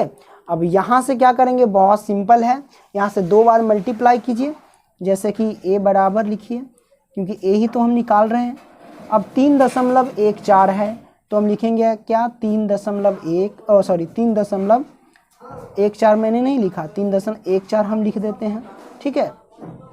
मैंने लिखा, अब गुना लिखिए, यहाँ मैंने गुना लिखा, और उसके बाद क्या करना है? इसको 2 बार मल्टीप्लाई, 1.5 गुने 10 की घात -4, फिर गुने 1.5 गुने 10 की घात -4। क्यों? क्योंकि 2 बार गुना करना पड़ेगा, क्योंकि यहाँ वर्ग लगा है।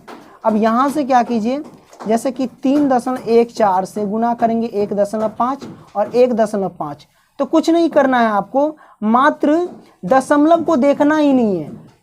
314 गुने 15 ये आपको गुना कर लेना है, ठीक है। तो आइए 314 से 15 में गुना करते हैं, जो भी आएगा फिर 15 से गुना कर देंगे। तो प्रिय छात्रों, मैंने यहाँ पे देख सकते गुना करके लिख दिया कि 314 गुने 15 इन सभी को गुना करेंगे तो हमारे पास कितना आएगा? 7065 ये हमारे पास आएगा। अब आपको दशमलव बैठाना है, दशमलव के बाद 2 अंक इधर, दशमलव के बाद 1 अंक और दशमलव के बाद 1 अंक, तो टोटल कितने अंक हुए? दशमलव के बाद 1 और यहाँ भी दशमलव के बाद 1, 2 अंक हुआ, और इधर दशमलव के बाद 2 अंक हुआ, तो 2 और 2 कितने हुए? 4 अंक। अब इधर से गिनती करके 4 अंक के बाद दशमलव बैठाएंगे, 1 2 3, और ये रहा 4 अंक के बाद यहाँ पे क्या कर देंगे? दशमलव बैठा देंगे। कहने का मतलब 7.0650। अब इस जीरो का तो वैल्यू नहीं, क्योंकि यहाँ दशमलव लग गया, ठीक है। अब गुने में 10 की घात -4 और यहाँ भी 10 की घात -4 बचा, तो गुना में है, तो पद और पद से जब गुना करते हैं तो पद रह जाता है और घात क्या हो जाता है? जुट जाता है। तो -4 और -4 को ऐड करेंगे तो माइनस का कितना हो जाएगा? 8 हो जाएगा। इस बात को ध्यान रखना। तो ये मैंने लिख दिया यहाँ पर, ठीक है।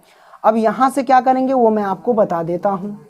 तो प्रिय छात्रों, जब 10 की घात -8 आया तो मैंने क्या निकाला? ये वृत्त का क्षेत्रफल, क्योंकि ए निकल गया है ना, तो अनुप्रस्थ काट का क्षेत्रफल वृत्त के क्षेत्रफल के बराबर होता है। जब क्षेत्रफल निकला तो यूनिट क्या है? मीटर में, तो मीटर स्क्वायर हो जाए, क्योंकि जब हम यूनिट निकालते हैं तो स्क्वायर लग जाता है। तो ये हमारे पास हो गया ए। तो ए तो हमारे पास पता हो ही गया। मैं आपको बता दूं फॉर्मूला, तो जैसा कि फॉर्मूला हमारे पास क्या है? रो बराबर आर ए बटे में एल। तो ए भी पता हो गया, आर भी पता हो गया, एल भी पता हो गया, सब पता हो गया। तो अब हम आसानी से प्रतिरोधकता ज्ञात कर लेंगे। तो आइए प्रतिरोधकता का यहाँ फॉर्मूला लिख देते हैं पहले। तो प्रिय छात्रों, यहाँ से हम क्या करेंगे? तो फॉर्मूला लिख दिया प्रतिरोधकता का, यही हमें ज्ञात करना है। तो यहाँ से क्या कीजिए, जैसे कि रो है तो रो लिख दीजिए, और बराबर है तो बराबर लिखिए। अब आर हमारे पास कितना है? तो आर है 26 ओम, तो हम लिखेंगे 26 ओम, मैंने लिख दिया। अब बीच में क्या होता है? गुना होता है, तो गुना लिखिए। ए हमारे पास कितना है? तो ए जो हमारे पास निकला 7.0650, तो हम लिखेंगे 7.0650। जीरो को लिखने की जरूरत नहीं, क्योंकि यहाँ दशमलव लगा है, छोड़ दीजिए। गुने में 10 की घात -8, ये मैंने लिख दिया, ओके। अब यहाँ से क्या करेंगे वो बहुत सिंपल है। सबसे पहले क्या कीजिए कि ये जो आप बटा है ना, पहले बटा लगा दीजिए, और यहाँ पे एल है, एल हमारे पास कितना है, तो एल 1 मीटर है, तो हम लिखेंगे 1 मीटर, मैंने लिखा, ठीक है। अब 26 से 7.065 में गुना कर दीजिए, कोई दिक्कत नहीं है, पॉइंट को हटा दीजिए अगर नहीं आता है तो। आप सिर्फ 26 से गुना कीजिए 70-65 में, ठीक है। तो 26 से गुना करेंगे 70-65 में तो कितना होगा, तो प्रिय छात्रों इन दोनों को जब हम गुना करेंगे तो हमारे पास होगा 1, 8, 3, 6, 9 और 0 होगा हमारे पास, ठीक है। अब यहाँ से क्या कीजिए, जैसे कि दशमलव के बाद कितने अंक, 3 अंक है, तो इधर से गिनती कीजिए 1, 2, 3, और 3 अंक के बाद क्या कीजिए, यहाँ पे दशमलव लगा दीजिए। इसका मतलब हुआ कि 183.690 ये हुआ, और गुने में हो जाएंगे 10 की घात -8। ओके, 1 मीटर नीचे है तो लिखने की जरूरत नहीं, क्योंकि 1 का कोई वैल्यू नहीं होता है, हमेशा छिपा ही रहता है, ठीक है, बराबर इतना आया, ठीक है। तो लेकिन ये तो मीटर में आ गया इसका, सॉरी, जब प्रतिरोधकता निकाले तो ओम मीटर होता है, ठीक है, इसका यूनिट हम लगा देंगे लास्ट में। तो यहाँ पे समझिए दोस्तों, अगर 10 की घात -8 है, ठीक है, तो मैं यहाँ पे कुछ और समझाना चाहता हूँ कि अगर हम इसको, तो प्रिय छात्रों जैसा कि मैं अलग से रफ में आपको समझा रहा हूँ मैं, तो यहाँ से क्या कीजिए, जैसे कि ये मैंने हुबहू उतार लिया, अगर हम 183.690 लिख दें, देखिए दशमलव के बाद ये 0 का तो वैल्यू है नहीं लिखे, कोई भी बात नहीं, ठीक है। अब गुना, अब जब 10 की घात -8 है तो क्या हम इसको ऐसे लिख सकते हैं कि 10 की घात -6 और गुना 10 की घात -2, है ना, बिल्कुल लिख सकते हैं, क्योंकि जब हम 10 और 10 में गुना करेंगे तो 10 हो जाएगा, और जब देखिए जब पद और पद जब गुना होता है तो पद रह जाता है और घात क्या हो जाता है, जुट जाएगी, -6 और -2 -8 हो जाएगा, तो इसलिए मैंने इसको थोड़ा अलग कर दिया, ठीक है। अब यहाँ से देखिए क्या करेंगे, 183.690, ठीक है। अब गुने में देखिए 10 की घात माइनस के अगर हम यहाँ पे लिख दे 6, ठीक है। अब ये गुना है ना, तो आप क्या कीजिए, ये गुना ही रहने दीजिए। अब ये माइनस का 2 है, इसका मतलब क्या हो, अगर माइनस हटाना रहेगा तो इसके नीचे 1 छिपा रहता है, 1 ऊपर जाएगा, 10 की घात 2 नीचे आएगा, और जब 10 की घात 2 होगा तो 10 की घात 2 मतलब 10 गुने 10, तो 10 दूने 10 क्या हो जाएगा, 100 डायरेक्ट लिख सकते हैं, ठीक है। तो ये हो गया, तो यानी ये जो 100 नीचे है तो सभी के बट्टे में आ गया 100, है ना। तो इस 100 से क्या करेंगे, इसमें भाग देंगे 183.690 में। तो भाग देने का बहुत सिंपल सा तरीका है, क्या कीजिए, जहां तक दशमलव लगा है तो उसे रहने दीजिए, 100 से भाग दे रहे हैं ना, तो क्या करिए, कितने जीरो है 100 में, 2 जीरो है, तो 2 संख्या के बाद आपको दशमलव लगाना है, तो 1, 2 और 2 संख्या के बाद दशमलव लगा देंगे, तो ये आएगा 1.8369, ठीक है। 1 दशमलव यहाँ लग गया तो यहाँ लगाने की जरूरत नहीं है, और गुने में बच जाएगा 10 की घात -6। तो इसका मतलब ये है कि इसको हम क्या लिख सकते हैं डायरेक्ट, कि 1.8369 गुने 10 की घात -6, तो वही हम लिख देते हैं 1.8369 दशमलव लगा के और गुने 10 की घात -6 ओम मीटर, क्या हो जाएगा, ओम प्रतिरोधकता का ऐसे मतलब क्या था, ओम मीटर, ये यूनिट आ गया आंसर, ठीक है। इसको क्या कीजिए, इसको भी और भी बड़ा कर सकते हैं, जैसे 369 है ना आगे, तो इसको स्टॉप कर सकते हैं कि इसको ऐसे लिख के 1.8, 3 है तो 1 पॉइंट बढ़ाइए 4, और गुने में 10 की घात -6 ओम मीटर आप लिख सकते हैं।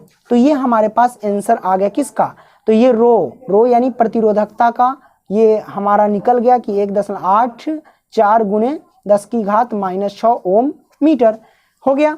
तो ये सॉल्व हो गया न्यूमेरिकल। तो आइए मैं आपको बता देता हूँ कैसे नोट करना है आपको। तो शुरू से देख लीजिए, सबसे पहले यहाँ से नोट कीजिए और नोट करते हुए आपको नीचे चले आना है। मैं स्क्रॉल करते हुए ऊपर जाता हूँ तो आप देख सकते हैं, यहाँ से नोट कर लीजिए, जूल का नियम, विद्युत शक्ति एवं विद्युत ऊर्जा, और इन तीनों पर हम एक एक न्यूमेरिकल सॉल्व करेंगे और इसी वीडियो के साथ मैं इस चैप्टर को समाप्त कर दूंगा, ठीक है। और मैं आपको बता दूं कि जितने भी न्यूमेरिकल होंगे इस चैप्टर के मैं एक ही वीडियो में बना करके मैं आपको प्रोवाइड कर दूंगा। तो आइए सबसे पहले जूल के नियम को समझ लेते हैं। तो जैसा कि आप देख सकते हैं मैंने यहाँ पे पहला लिखा जूल का नियम। दोस्तों मैं आपको बता दूं कि जूल के नियम को जूल का ऊष्मीय प्रभाव, विद्युत धारा, तापीय प्रभाव, ये तीनों नाम से हम जानते हैं। यानी ये तीनों नाम इससे कह सकते हैं। ठीक है, तो आइए जो जूल का नियम है यहाँ पे मैंने आंसर लिखा है, थोड़ा समझिए। लिखा गया है कि जूल के अनुसार किसी विद्युत परिपथ में यदि प्रतिरोध में धारा को समय के लिए यानी कोई भी समय के लिए प्रवाहित किया जाए तो तार जो चालक तार होता है वो गर्म होने लगता है, अर्थात वहाँ ऊष्मा उत्पन्न होने लगती है। कहने का मतलब जैसे टीवी चला लो, फ्रिज चला लो, ठीक है, तो उसका जो वायर होगा उसमें जितने भी धारा आ रही है तो अधिक अगर लंबे समय तक चल रही है तो वायर क्या होगा, वो गर्म होने लगेगा। ठीक है, यही होता है जूल का नियम। तो वही लिखा गया है कि जूल के अनुसार किसी विद्युत परिपथ में, तो विद्युत परिपथ क्या है, विद्युत परिपथ वही होता है जैसे कि टीवी चला रहे हैं तो टीवी चलाने के लिए विद्युत परिपथ की आवश्यकता पड़ेगी। आप स्विच लगाइएगा, है ना, बिजली लाइएगा इस तरह से, या फिर बैटरी लगा करके भी टीवी चला सकते हैं, इन्वर्टर लगा करके। तो इस सब जब उपकरण जोड़ते हैं ना तो उस सब को हम विद्युत परिपथ के अनुसार ही जोड़ते हैं। ठीक है, तो विद्युत परिपथ में यदि प्रतिरोध को R से प्रेजेंट करते हैं। ठीक है, तो प्रतिरोध में धारा को यहाँ I से प्रेजेंट करते हैं। तो प्रतिरोध में धारा को समय के लिए यानी कुछ भी समय के लिए अगर गर्म किया जाए, ठीक है, लंबे समय तक गर्म किया जाए ऐसे लिख सकते हैं। तो समय यानी T है, तो समय के लिए प्रवाहित किया जाए तो चालक तार क्या होगा, गर्म होने लगता है और ऊष्मा निकलने लगता है। यही होता है जूल का नियम। तो जूल के जो नियम होता है ना, तो जूल के नियम के अनुसार यहाँ एक फॉर्मूला बनता है कि H बराबर क्या होता है। तो H बराबर जो फॉर्मूला होता है I स्क्वायर R और T, है ना, तो I स्क्वायर गुने R गुने T से बोल सकते हैं। H हमारा क्या है, तो ऊष्मा होता है। H हमारा क्या है, ऊष्मा, याद रखना। ठीक है, और I जो होता है वो विद्युत धारा होता है और R जो होता है प्रतिरोध और T होता है समय। तो इस फॉर्मूले से आइए एक हम न्यूमेरिकल सॉल्व करते हैं। दोस्तों यहाँ पे जूल का नियम जो आप देख रहे हैं, तो जूल के नियम को हम फिगर के माध्यम से थोड़ा समझ लेते हैं। तो यहाँ पे जो फिगर देख रहे हैं, यहाँ पे ये धारा है ना, तो यहाँ पे क्या करेंगे, समांतर क्रम में क्या करेंगे, वोल्ट मीटर लगा देंगे, है ना। तो ये समांतर क्रम में यानी जो प्रतिरोध है, तो प्रतिरोध में क्या किए हम, समांतर क्रम में जोड़ दिए। यहाँ आमीटर है, यहाँ कुंजी है, यहाँ बैटरी, यहाँ धारा प्रवाहित कर रहे हैं। तो ये होता है विद्युत परिपथ के अनुसार। ठीक है, आइए एक न्यूमेरिकल हम सॉल्व करते हैं अब। तो प्रिय छात्रों यहाँ पे न्यूमेरिकल देख सकते हैं कि लिखा गया है किसी 4 ओम प्रतिरोधक से प्रति सेकेंड 5 एम्पीयर की धारा प्रवाहित हो रही है, तो प्रतिरोधक से उत्पन्न ऊष्मा ज्ञात कीजिए। कोई दिक्कत नहीं है, 4 ओम प्रतिरोधक यानी कहने का मतलब जो प्रतिरोध है हमारे पास वो 4 ओम है। कितनी, 4 ओम मैंने लिखा, से प्रति सेकेंड मतलब 1 सेकेंड। ठीक है, तो यहाँ T जो है समय वो 1 सेकेंड है, तो हम लिखेंगे 1 सेकेंड। ठीक है, C से मैं लिख देता हूँ सेकेंड। और 5 एम्पियर धारा यानी विद्युत धारा जो है I हमारे पास है वो 5 एम्पियर है, मैंने लिखा 5 एम्पियर है हो रही है। तो प्रतिरोधक से उत्पन्न ऊष्मा ज्ञात कीजिए। ऊष्मा को हम H से प्रेजेंट करते हैं। अब H बराबर जो फॉर्मूला होता है क्या होता है, I स्क्वायर RT, ओके, यही ना होता है। चलो यहाँ से हम सोल्व करते हैं। H है तो H लिखिए और बराबर है तो बराबर लिखिए। I स्क्वायर यानी धारा का स्क्वायर मतलब 5 का स्क्वायर, 5 एम्पियर का स्क्वायर कर देंगे। और गुने में R हमारे पास कितना है, 4 ओम, तो लिखेंगे क्या हम 4 ओम। और गुने में समय हमारे पास 1 सेकेंड, हम 1 लिख देते हैं। ठीक है, अब यहाँ से मल्टीप्लाई कीजिए ज़रा, 5 का स्क्वायर कितना होगा, 25 होगा, 25 एम्पियर और गुने 4 ओम। ठीक है, 1 से गुना करेंगे तो वही होगा, 1 लिखने की ज़रूरत नहीं है। 2500 का कितना हो जाएगा, 100। ठीक है, और यहाँ सवाल उठता है कि यूनिट किसका पड़ेगा, तो ये है H ऊष्मा, और ऊष्मा का SI मात्रक क्या होता है, जूल होता है, तो इसलिए मैं जूल लिखूंगा। ठीक है, तो 100 जूल इसका आंसर आ गया। ओके फ्रेंड्स, चलिए इसी तरह हम आगे बढ़ते हैं।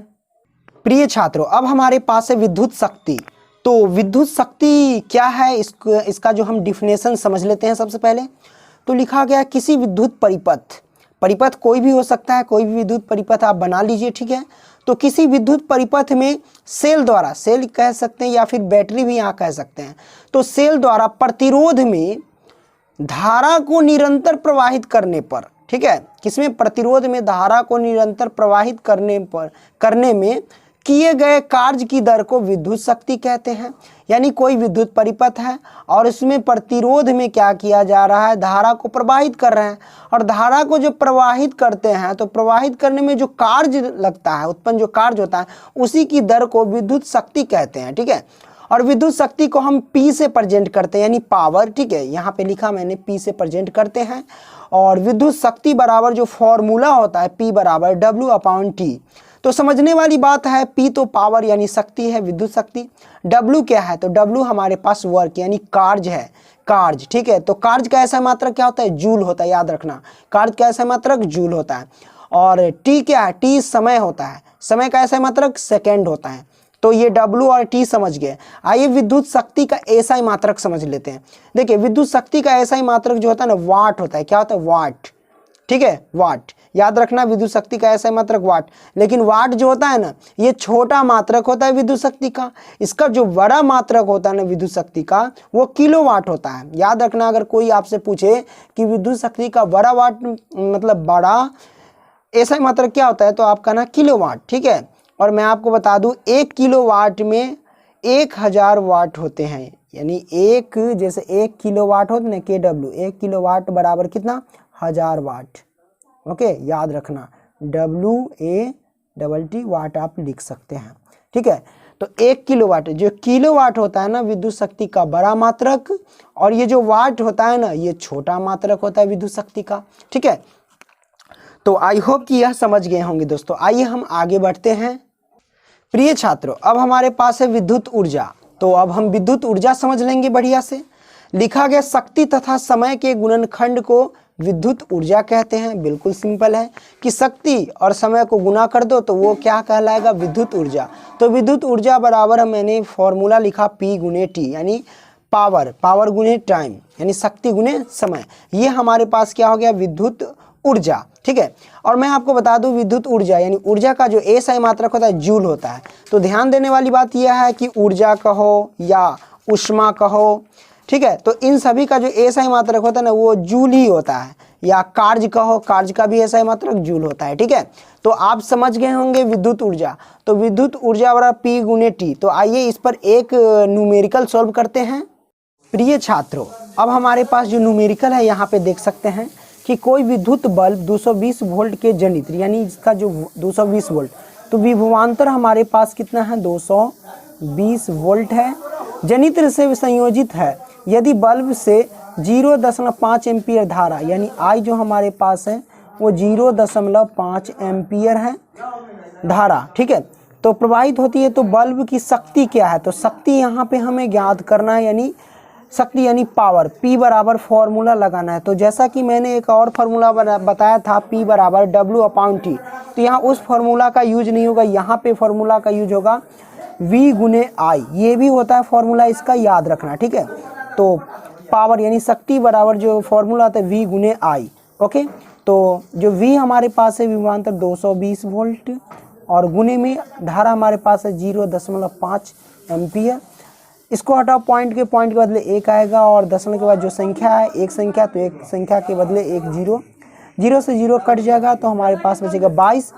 22 से 5 में गुना करो, 22 पंचे 110, और 110 हुआ पावर, और इसका SI मात्रा लगाएंगे। तो पावर का SI मात्रा क्या होता है, वाट होता है। तो WATT लिख देते हैं, वाट। ठीक है, याद रखना।